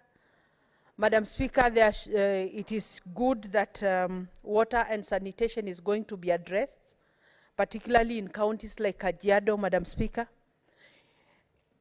Madam Speaker, I also see that in this bill, Madam Speaker, that we are still talking about county headquarters, almost 10 years after devolution, Madam Speaker. It is shocking, Madam Speaker, that there are counties that still don't have, places to operate from. We don't know whether they are operating from kiosks, whether they are operating from, their personal homes, Madam Speaker. It is unimaginable that we still don't have county headquarters in some counties in this country. And Madam Speaker, I also agree, and I see that the issue of leasing medical equipment is mentioned here. And I agree with the honorable senators who have spoken before me that the Kenya Kwanza government must be very intentional in delinking itself with the ills of the Jubilee government, Madam Speaker. We must have a fresh start as the Kenya Kwanza government. We must delink ourselves from the KEMSA cartels, the COVID cartels that are very well known to be associated with such equipments, just to milk resources from counties in the name of giving counties resources that they have never seen or they have never managed, Madam Speaker. I am sure our counties will be possibly better equipped if they were allowed to do their own procurements and have their own medical according to the needs of each county, Madam Speaker. Madam Speaker, I support this bill, Madam Speaker, also so that it directs funds from development partners and that the Treasury is involved in facilitating such agreements between counties and the development partners. Senator Wambua, what's your point of order? Thank you, Madam Speaker. Madam Speaker, Senator Perry, cede the floor. It is not my intention, Madam Speaker, to interrupt the floor by my friend, my colleague, Senator Paris. But, Madam Speaker, pursuant to Standing Order 34.4a and 34.5, I beg to move that the Senate resolves to extend its sitting until the conclusion of business listed at number 8 in today's order paper, and upon receipt of the results of the Eala election from the National Assembly. Madam Speaker, I beg to move, and I request Senator Roba to second.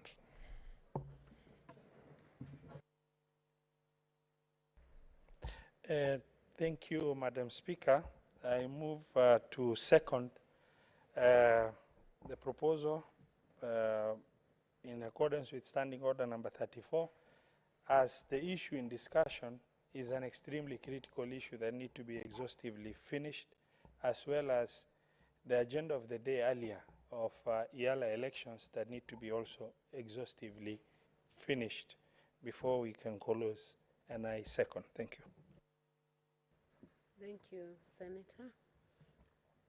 Members, there is a motion that has been moved to the House proposing that we extend the sitting of this House until the conclusion of Order number 8.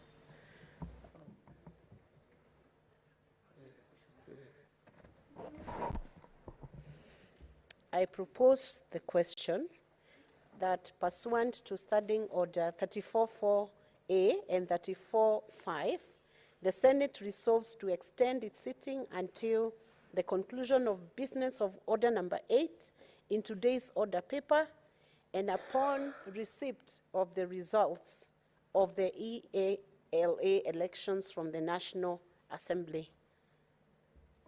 I now put the question that pursuant to the Standing Order 34.4a and 34.5, the Senate has resolved to extend its sitting until the conclusion of business of Order number 8 in today's paper and upon receipt of the results of the East African Legislative Assembly elections from the National Assembly.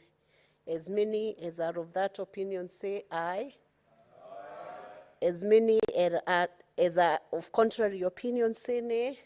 The ayes have it. Thank you. So the sitting of this Senate is extended. Senator Paris, you can continue with your. Thank you, Madam Speaker. Thank you, Madam Speaker. I hope also that means an extension of my time. So, Madam Speaker, I was saying this bill is important and is addressing very crucial and pertinent issues that are affecting our counties right now. But, Madam Speaker, even as we emphasize on, regulating and giving a legal framework to, conditional grants, additional resources to the counties, and unconditional grants, monies, Madam Speaker, we must also, as a House, be able to insist that counties put into good use and be able to account on revenue allocations or on revenues, Madam Speaker. We must be able to insist on this, Madam Speaker, because counties have found a way of accounting possibly for what is needed to be accounted from the national government, from the shared revenue, Madam Speaker, but they have found a loophole in the resources, the revenues that they collect locally, Madam Speaker. And these are the monies that are getting wasted. These are the monies that, the good people of this country are not getting benefits from, yet they are coming directly from their pockets and from their businesses, Madam Speaker. Madam Speaker, this House must also find a way to regulate such monies and to be able to make counties to account and also to see where collections are not being done properly and where there are no such systems for accountability, Madam Speaker. Madam Speaker, I support this bill, and I think we should go beyond this and be able to give another framework for the Equalization Fund, and that the Early Robber Committee should even go beyond this and see how we are going to give some formal, system of working and monitoring their own source revenue. Thank you, Madam Speaker. Thank you, Senator. I want to give Senator Muma Catherine an opportunity now.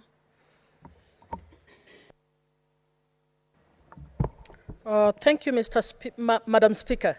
Thank you, Madam Speaker, for the opportunity to rise and support the passing of this bill. Madam Speaker, it is good that we are now putting in place a framework to bring a little order in the matters of financing county functions in this country. Madam Speaker, since the onset of devolution, we have had a lot of confusion around the issue of functional assignment, the issue of national government supporting activities that fall within county government functions, the issue of development partners supporting activities that fall within the county government functions. And Madam Speaker, I happen to be in the CIC in the initial years, and in the first term of county governments, they suffered quite a lot as a number of development partners literally refused to fund their functions because they believed the county governments should not receive those funds, but that those funds must be channeled through the national government ministries. This bill will help to account for all funds that the people of Kenya will receive as grants, as loans, and as other funds that come from the development partners. Madam Speaker, funds that come from development partners are public funds. They are not a charitable allocation that we should not account for.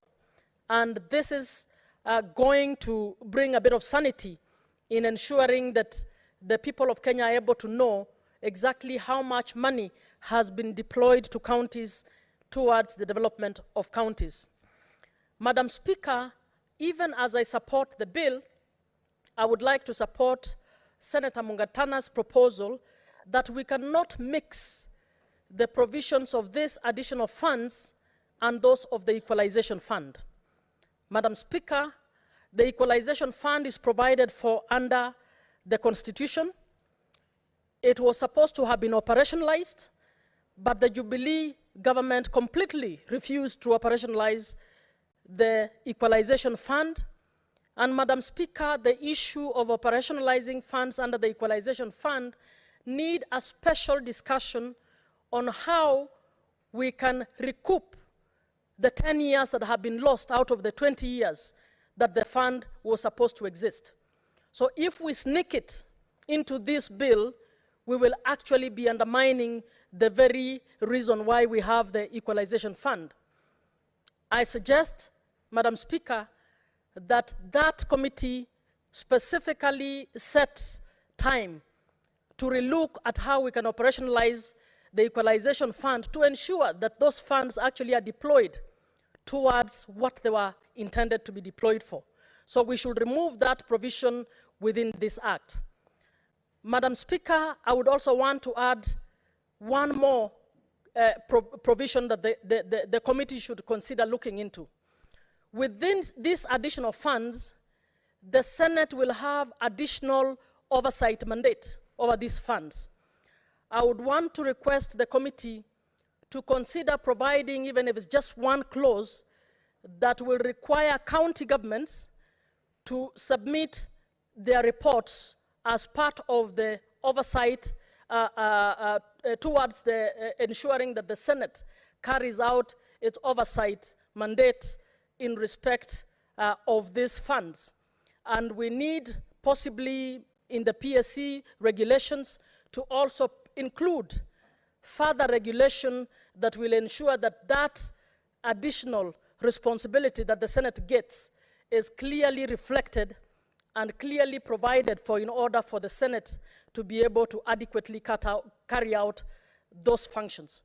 Madam Speaker, I'd like to remind members that during our induction, one of the issues that was raised was the need for the Senate to go beyond just looking at the figures in the Auditor General's report, but to try and come up with a mechanism that can enable us to also oversee through carrying out impact assessment activities that can enable us to appreciate and tell Kenyans how the funds that are being deployed to counties are impacting their lives or changing the lives of the people. Madam Speaker, with those few amendments that I've proposed, I beg to support. Thank you. Thank you, Senator. We can have Senator Osotsi Godfrey.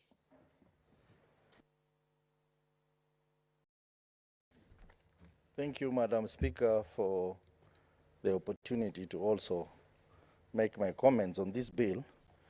And from the onset, I support this bill, but like other members who have spoken before me, we will need to have some amendments on this bill, particularly on equalization fund, which I find to be very misplaced in this bill.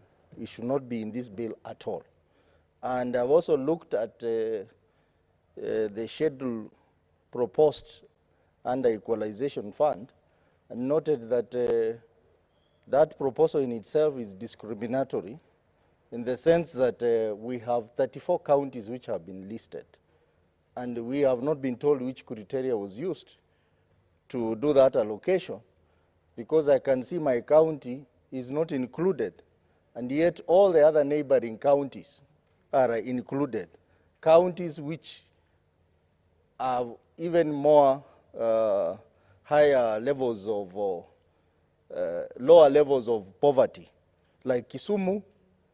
I can see Bungoma is there, Siaya, Nandi, Homa Bay, almost all the counties within the Lake region are included, but Vihiga County is not included. So I will support any amendment to remove this particular aspect from this bill. After all, it's misplaced and it is very discriminatory to other counties. To lump Vihiga among the rich counties, I think is very unfair, because I can tell you there are so many places in my county which are hardship areas. And I think the government needs to change the criteria of determining which areas are hardship and which areas are not hardship. Because clearly we see some areas are listed as being non-hardship when in fact there are areas which are having a lot of challenges with poverty, with infrastructure, like those other counties that have been given priority on this. But what is important, Madam Speaker, is that this bill is long overdue and is going to unlock 32 billion shillings to the counties. And I think the committee needs to move with speed so that we conclude this matter in this House, probably before we go for recess. We hope that the National Assembly is going to do the same, so that this money is released to these counties as soon as possible. This money is going into various aspects of our county development, including improvement in health, agriculture, rural inclusivity, climate change, water and sanitation, and I think and even informal settlement. So, Madam Speaker, counties have been waiting for this money, and I think we will do a service to this country if we will be able to pass this bill within the shortest time so that our counties are able to receive this money. I also want to concur with Senator Tobiko on the issue of county headquarters. I think it's very strange that some counties are still constructing headquarters. 10 years after devolution, really, this is surprising, And I think something has to be, this matter has to be investigated further by the relevant committee of Senate to find out why this huge delay, and yet these counties have been receiving money. Madam Speaker, this bill also introduces very strong mechanism of accountability on all the monies that are taken to the county in form of grants, loans, and from development partners. And I hope that upon the passage of this bill, we will have strong mechanisms on the ground to ensure that every single coin that is sent to the counties in form of additional allocation is used for the purpose that is supposed to be used, and there is value addition to the citizen of this country. Madam Speaker, you are well aware that some of the counties have been misappropriating this money. And I think this bill, to a large extent, is going to help in enhancing transparency and accountability. In fact, this bill proposes some mechanism of reporting under Clause 9, where it talks about the reporting that is going to be done on matters of transfer on monthly basis.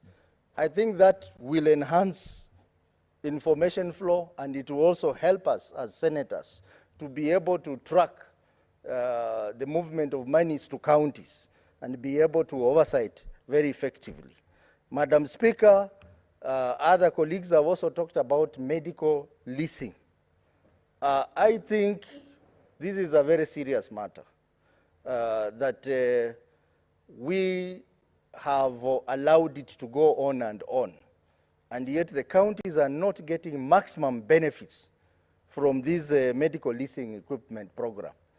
I think it is a high time that this particular arrangement between the national government and the county government is stopped, so that our counties continue getting money for the right purposes, and then also removing the possible misuse of public funds in form of medical leasing equipment arrangement between the national government and the county government.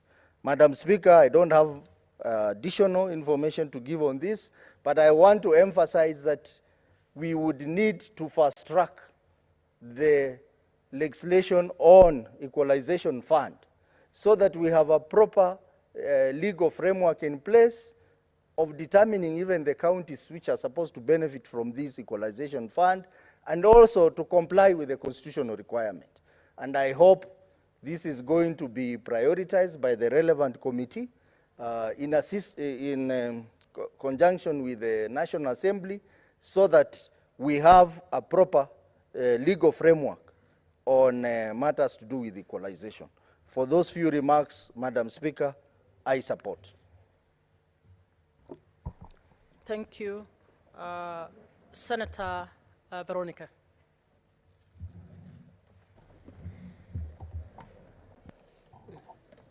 Madam Speaker, I rise to support the passing of this bill and to also congratulate the subcommittee that has made these efforts to ensure that there is a bill being debated which is not only useful to the House, but it's also important and very useful to all the counties, because the import and the impact of this bill, Madam Speaker, is to assign and allocate additional resources to the existing financial framework within the 47 counties.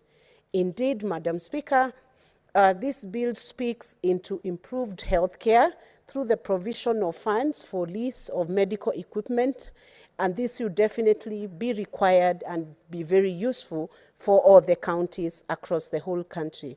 Madam Speaker, let me state at this very early opportunity that the lease of this medical equipment, Madam Speaker, has been subject to certain conditions, such that it's been perceived as though even if the allocation and the assignment of this fund has been put in paper, the counties tend to feel that the deduction is done at source, so they lose the control of what kind of equipment they need to have at the counties. Madam Speaker, I believe this framework was set by the previous government, and there is room to improve the framework within which this medical equipment should now be leased to counties. The Kenya Kwanza coalition campaigned on the platform of improved healthcare for all Kenyans. And the bill as presented today clearly shows there is an affirmation towards contributing and solidifying this promise to the Kenyans.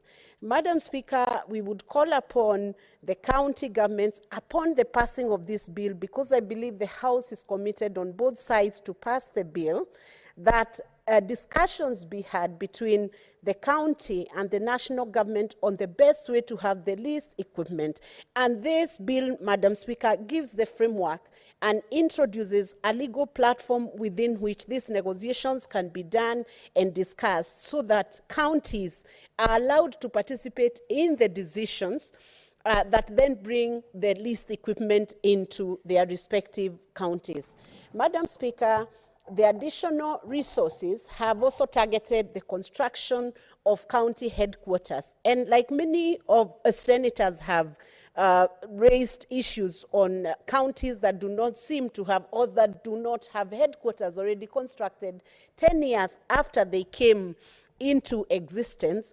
Madam Speaker, I believe counties now have a challenge as they look at this new bill, the bill on county government's additional allocations number 2 bill 2022, to find that there is need for every county to be able to be housed within a headquarter and to be able to have sufficient facility for their governors, for their speakers, so that, Madam Speaker, we can check on the expenditure that is being used in every county, and that there is an expenditure, the expenditure pattern of the counties is responsible and also has a lot of transparency and also makes commercial sense, Madam Speaker. It makes sense for every county to be headquartered within its own premises, to avoid rental expenditures that may be extravagant or that may not make economic sense. Madam Speaker, I have noted that a county like Isiolo, Lamu, Nyandarua, Tana River County, Tharaka Nithi County are some of those counties that are targeted to have an allocation of resource towards the construction of their headquarters. We will encourage all the governors, Madam Speaker, even as this bill is being debated to be passed, that every county, it's a bare minimum, it's basic, that they should have headquarters 10 years, over 10 years, I believe it's the 11th going to 12th, over 10 years. Now the counties should have that as a bare minimum. In fact, Madam Speaker, as the national government rolls out the housing project into the counties, it will be good procedure that any county that is getting the advantage of that housing should as well show good faith by making sure that themselves are housed within a headquarter which has been constructed through the public resource, Madam Speaker. The additional resources, Madam Speaker, have also gone towards mitigating the effects of climate change. There is allocation of resources towards positive climate action, Madam Speaker.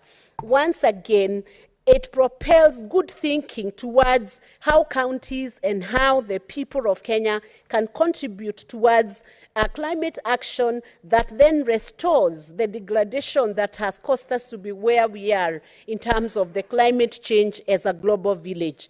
Madam Speaker, the resources assigned, Madam Speaker, then give an opportunity to counties to participate and fully engage in taking climate action and teaching the people and learning together with the citizens within the counties on how best they can mitigate climate change within the respective counties and customize to every county.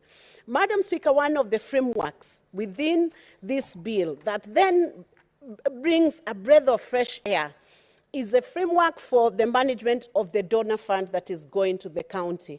And I believe, Madam Speaker, any development partner who is listening to the proceedings in Senate today should have a big smile on their face that there is a framework now that can ensure transparency, accountability, and that sets a very good form of engaging further and entrusting the counties with more resources towards building not just the socio-economic place of the people of Kenya, but also alleviating the poverty that has been widespread in many counties, Madam Speaker. So I rise to support the passing of this bill and to say to the committee that has presented this bill to the majority leader that they have set a good pace in the House, and this House can now have more bills that can be debated by the 13th Senate. Thank you, Madam Speaker. I support the passing of this bill. Thank you. Senator Seki. Thank you. Thank you, Madam Speaker. I rise to support this motion, this bill presented to us this afternoon by the Committee on Finance and Budget. I believe that it has come in the right time where we want to give more resources to the county governments through this allocation of county additional allocation bill 2022-2023. And I want to support by congratulating the committee led by Chair Ali Roba, the party leader on UDM. To be a supporter of this motion, I want to allude that most of the speakers have really supported that county governments need to introduce more transparency and accountability to such kind of monies that goes to counties.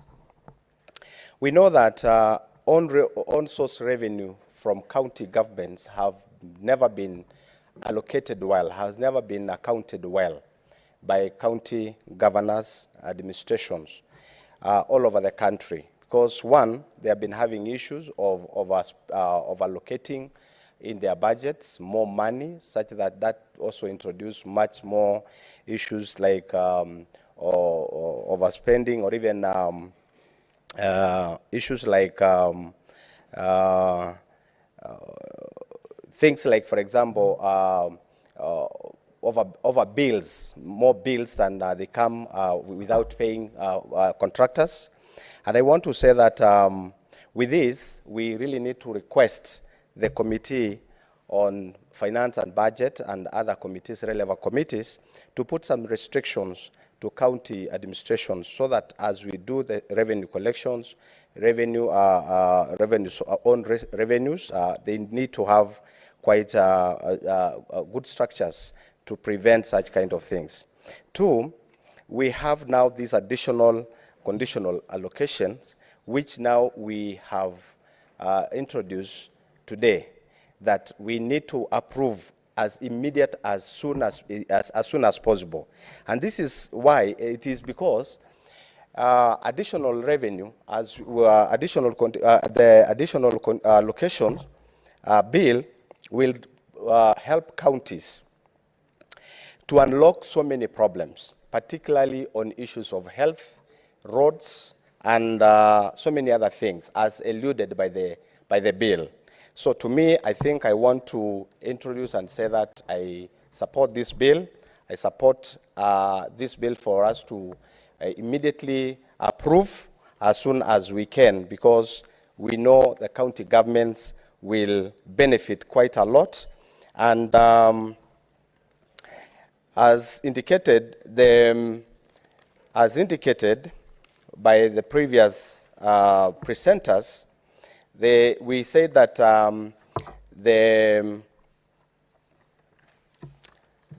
we indicated that the conditional grant need to have a separate structure so that county government will not just receive this money and then use it without a structure that can direct them, can bring them to account this kind of money. So I think, to me, I want to support this motion and congratulate the committee from led by Ali Roba for bringing this motion as soon as this afternoon. Thank you so much. Thank you. Senator Wambua.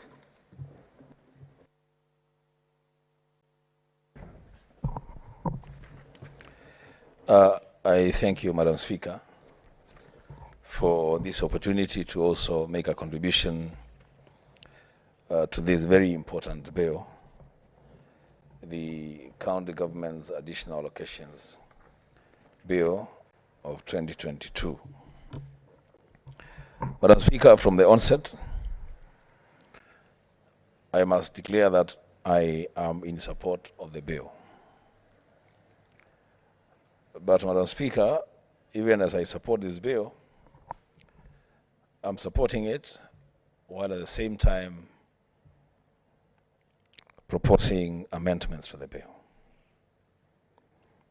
My colleagues have spoken very, very well on this bill, and so I do not need to repeat what has been said.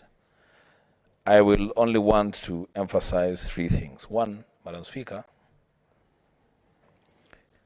in my very considered opinion, my brother, the senator from Mandera, who is the chair of this important committee, should consider deleting clause 6 and deleting the third schedule from this bill. So that, Madam Speaker, we are left with clarity on what it is that we need to do. Madam Speaker, my last experience with this kind of bill is that in the year 2019 and 2020, when there were issues of COVID and locusts, and donors came calling, and development partners came calling, there was a serious conflict between county governments and the national government on the utilization of funds, especially for mitigation on the COVID and the locust front. Some of these conflicts, Madam Speaker, arise when innocently houses of parliament pass bills that are clouded, and therefore giving room for interpretation in different ways. There is sufficient clarity in the Constitution on Article 204 in relation to the Equalization Fund. Clause 1 is very specific on even the amount of money that the Equalization Fund should have, the kitty should have. Clause 2 is clear on the areas where that money should be invested, in water, in roads, in health, in electricity. And the whole idea behind the Equalization Fund, Madam Speaker, is to raise the living standards of residents in marginalized areas and bring them to a level that is almost at par with other areas that are comparatively more privileged. Madam Speaker, and this is important for senators to hear and for the National Assembly to hear, when it comes to the appropriation for the use of the funds in the equalization kitty, Madam Speaker, appropriation, according to the Constitution, is a shared function between the National Assembly and the Senate. So that, Madam Speaker, it doesn't get to that point, if it will, that because this fund is going to be utilized by the national government, then an argument is brought here that the National Assembly has exclusive right to appropriate on this fund because the national government that is implementing. Madam Speaker, the Constitution in Clause 3 of Article 204 states very clearly that appropriation will be done by Parliament. And when there is reference to Parliament in the Constitution, it is the National Assembly and the Senate. Madam Speaker, it has been said, and I am in full support,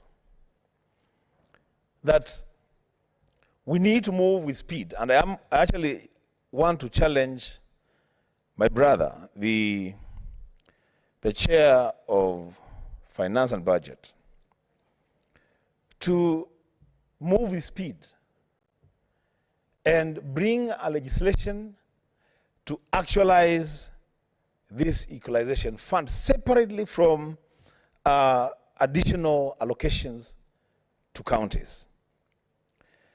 Madam Speaker, when that happens, if it will happen, this Senate needs to agree on the distribution of that fund.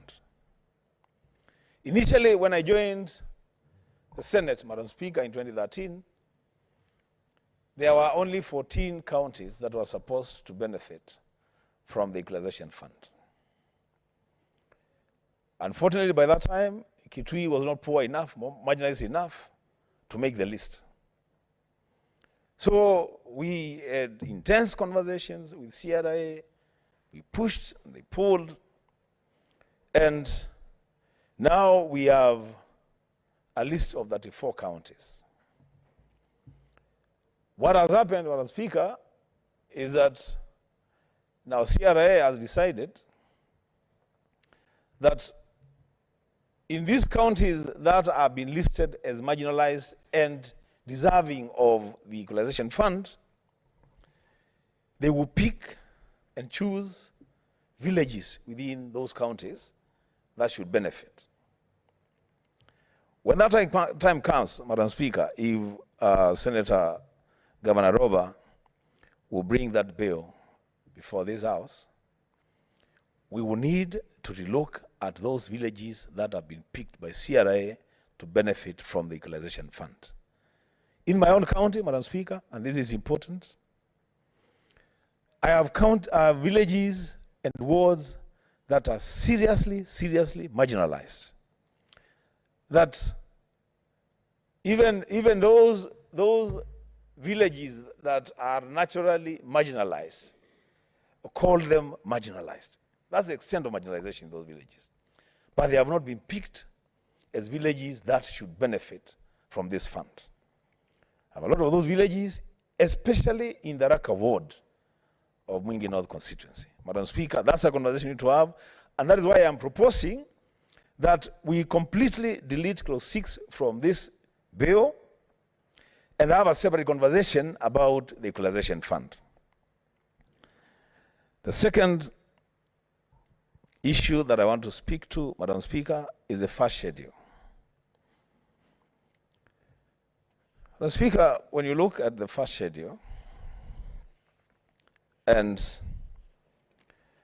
it is talking about counties that are still in column B that are supposed to be allocated funds for the construction of county headquarters. My take, Madam Speaker, and because we should not, in this House, Madam Speaker, we must be truthful to ourselves and truthful to this country. Madam Speaker, for me, that column B of the first schedule, the only thing that it does for me is that it's an automatic invitation of the Senate Counties Public Accounts Committee to summon governors in those counties. And I've mentioned them. Isiolo, they have been allocated 102 million Kenya shillings. Lamu, 24 million Kenya shillings. Nyandarua, 121 million Kenya shillings. Tana River, 104 million Kenya shillings. Tharaka Nithi, 103 million shillings. In total, 454 million Kenya shillings for the construction of county headquarters. Madam Speaker, where this far that we have come, more than 10 years into devolution. It's actually a shame, let's just call it what it is. It's actually a shame that there are some county governments that have not yet constructed their headquarters. And that money continues to be allocated to them for the construction of county headquarters. Madam Speaker, it is my considered view that the conversation that we should be having in this Senate at this time is allocation of special funds for the construction of senators' offices in the counties. That's a fresher conversation that we could engage in and not talk about allocation of funds for the construction of county headquarters. The Senate Counties Public Accounts Committee has a job to do. Senator Kajwang has a job to do. Madam Speaker, the last thing that I want to speak to in this bill, just a general comment, that, Madam Speaker, we as senators are sitting late. The Committee of Finance and Budget has taken a lot of time to work on this bill, to allocate funds and bring the allocations to this Senate for processing and debating and eventually passing for the money to go to the counties. Madam Speaker, the experience that I have is that when we do this, the governors and their governments are very happy. When we sit late in the night to pass these bills and allocate money to them, they are very, very happy. Madam Speaker, they should be equally happy when we go down there to oversight the expenditure of these funds. It should be okay when we give or we facilitate the release of funds to counties. It should be okay when we ask how these monies are being spent. Madam Speaker, in our oversight responsibility as senators, we shall not just look at processes. We shall also be interested in the scope of work for the monies allocated. We shall be interested in the quality of the work done, Madam Speaker, and most importantly, we shall be interested in value for money. Madam Speaker, I say this and conclude by saying that this now speaks to the dire need for this Senate again to push and ensure that senators are properly facilitated to undertake their oversight function. The work of the Senate, the work of any senator is incomplete if we are unable to carry out proper oversight. And we can only carry out proper oversight, Madam Speaker, if we have an oversight fund that, among other things, enables us as senators to procure the services of very qualified personnel in monitoring and evaluation in all spheres of project development to make sure that we are able to hold governors and their governments to account in the spending of the equitable share and the additional funds. Madam Speaker, with those remarks, I support. Thank you, Senator. I now wish to call upon the mover to reply.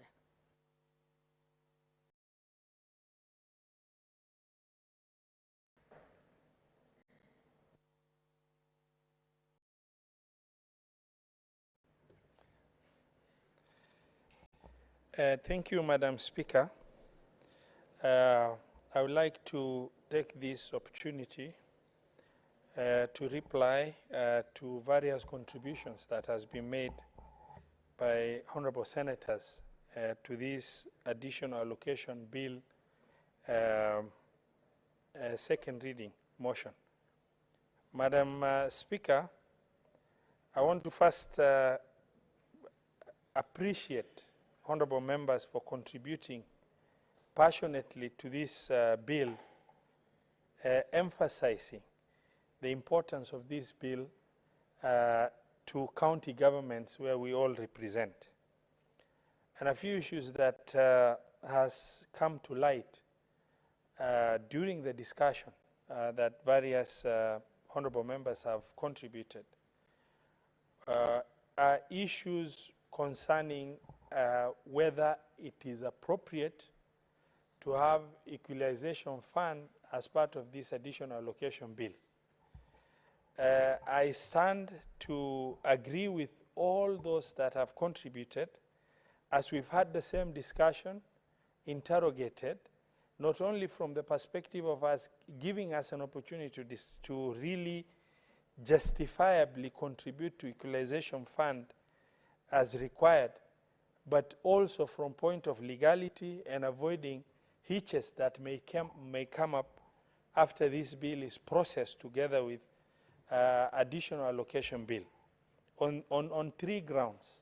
The most important ground is, as you are aware, additional allocation are conditional and unconditional revenues which are revenues of national government that is given to county government on certain conditions.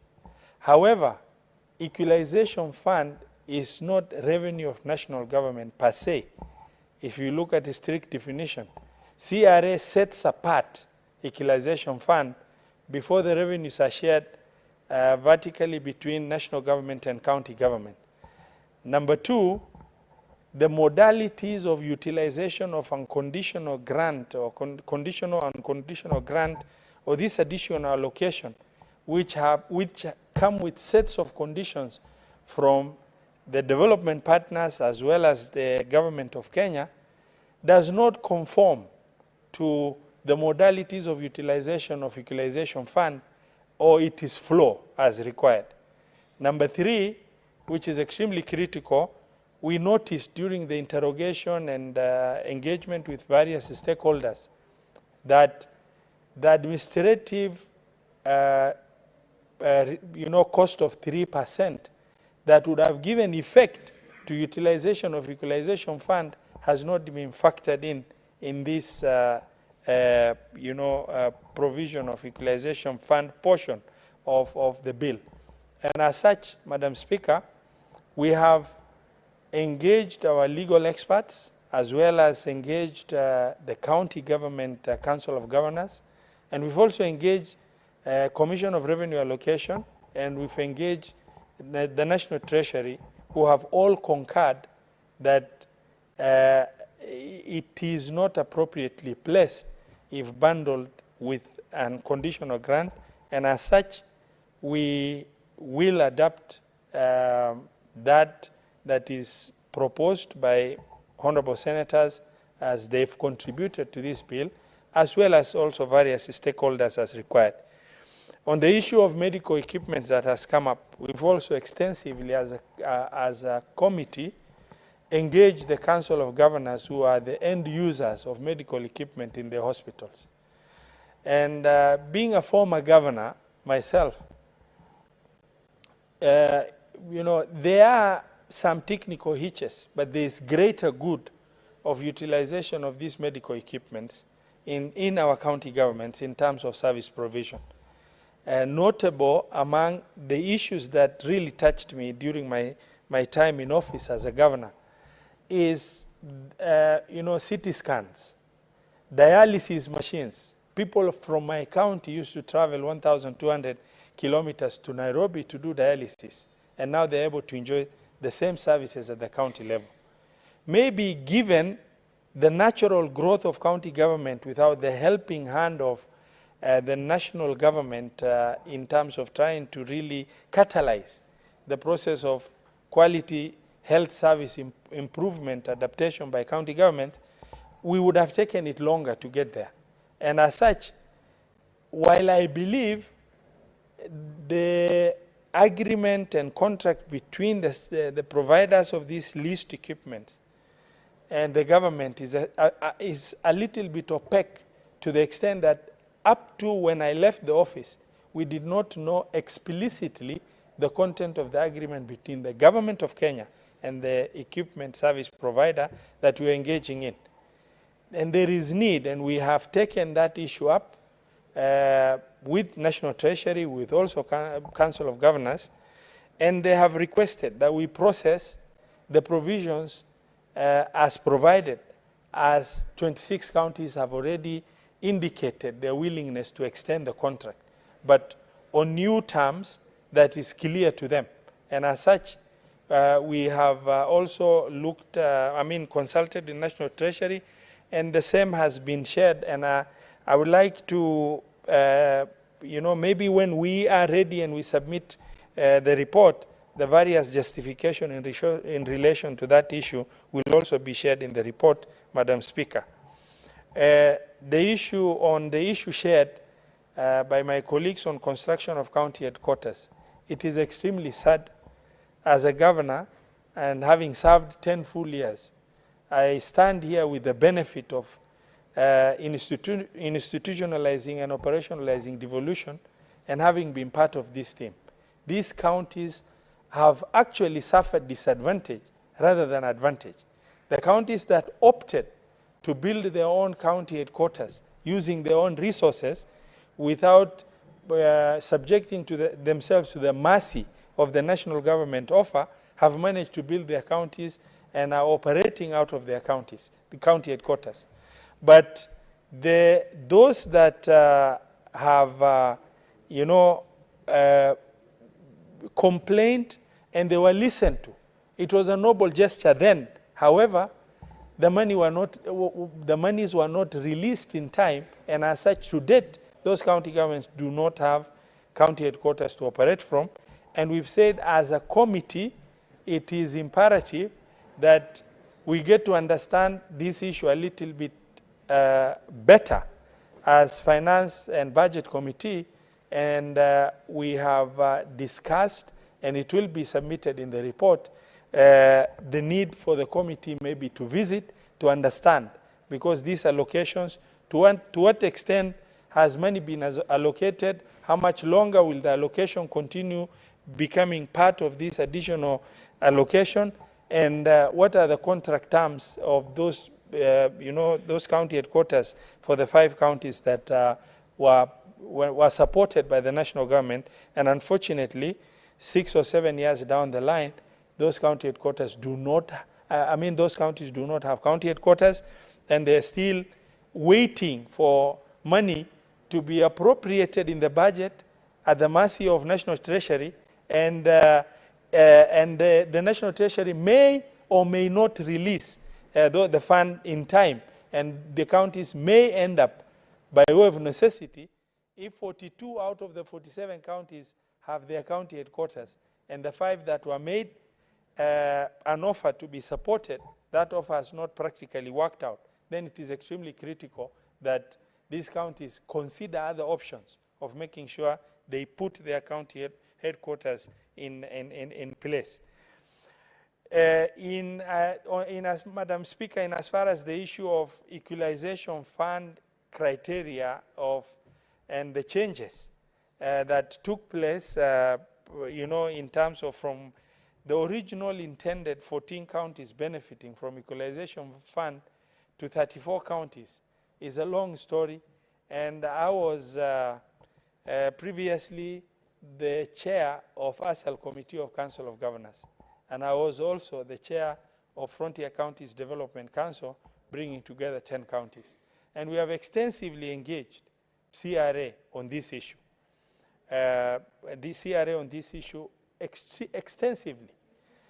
The definition that CRA and the system of government that was in place previously has taken in an attempt to try and dilute this equalization fund issue is extremely sad.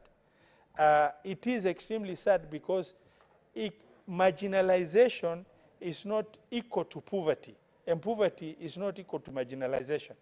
Marginalization is a state of poverty created by deliberate resource denial by successive government as a result of policy document that did not favor resource allocation to certain areas in this country using sessional paper number 10 of 1965.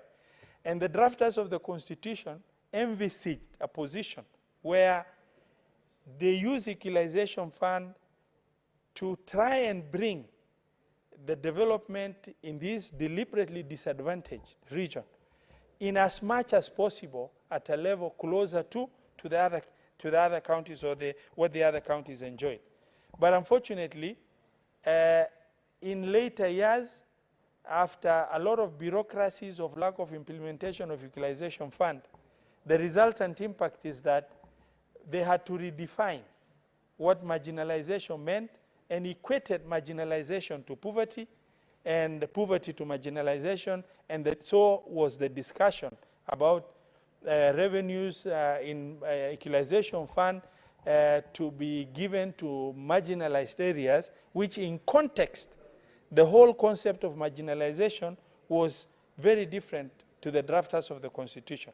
And that disadvantage set forth where now marginalized areas and policy, marginalized areas, policy number 2 came into play, where then more than 2,000 plus areas, which when we engaged CRA then, CRA's response was, we are looking at pockets of marginalization within,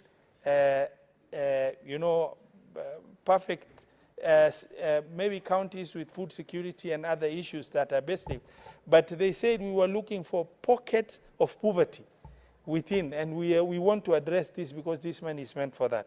It was extremely unfortunate. We tried to drag it, and unfortunately, at some point, we've lost 10 years of the first 20 years sunset clause, and we agreed that for the sake of moving on and not being able to beat the system, that issue has taken root.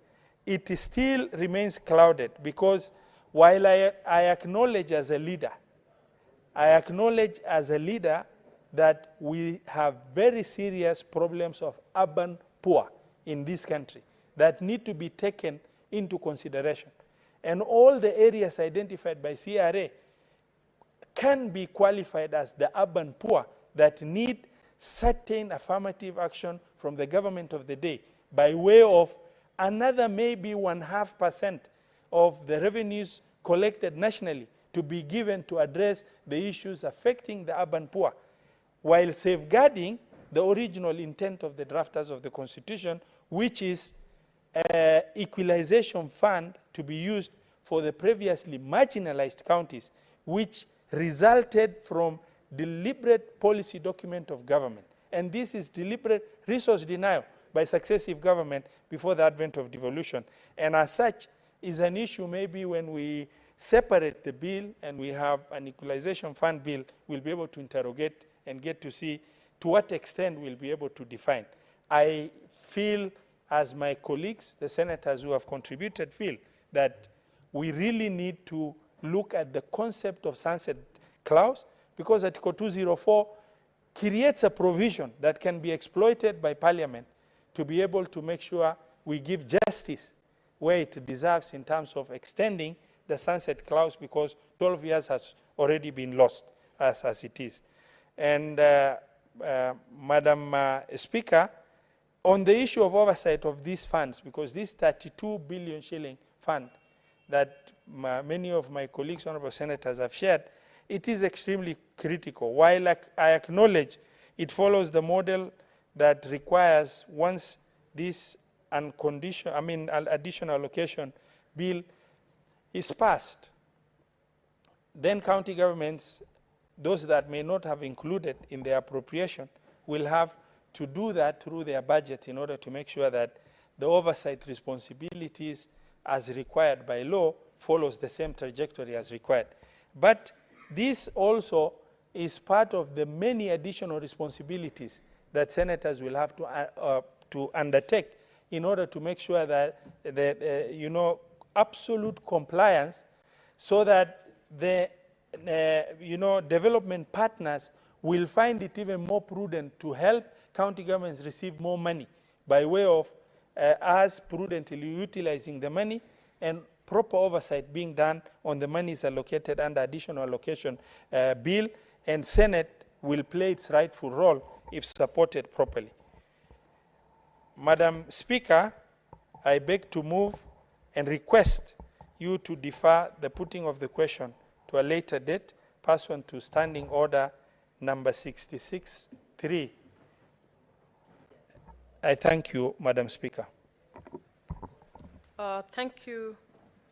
Thank you, Senator Roba. I wish to defer the putting of the question to Tuesday, Tuesday next week.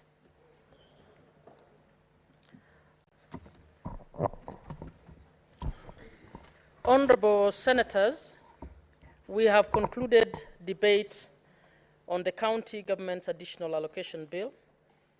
The Senate extended its sitting time to conclude the debate on the bill and also to receive the results of members of the East African Legislative Assembly. The results have not been received, but I am informed that they are being finalized. Consequently, I wish to suspend the sitting to await the results, which will be communicated to the House. This is to request you to wait for the resumption in close proximity to the chambers. The division bell will be rung 5 minutes before the Senate resumes to alert you. I seek your patience and assure you that this will not take long. The sitting is suspended.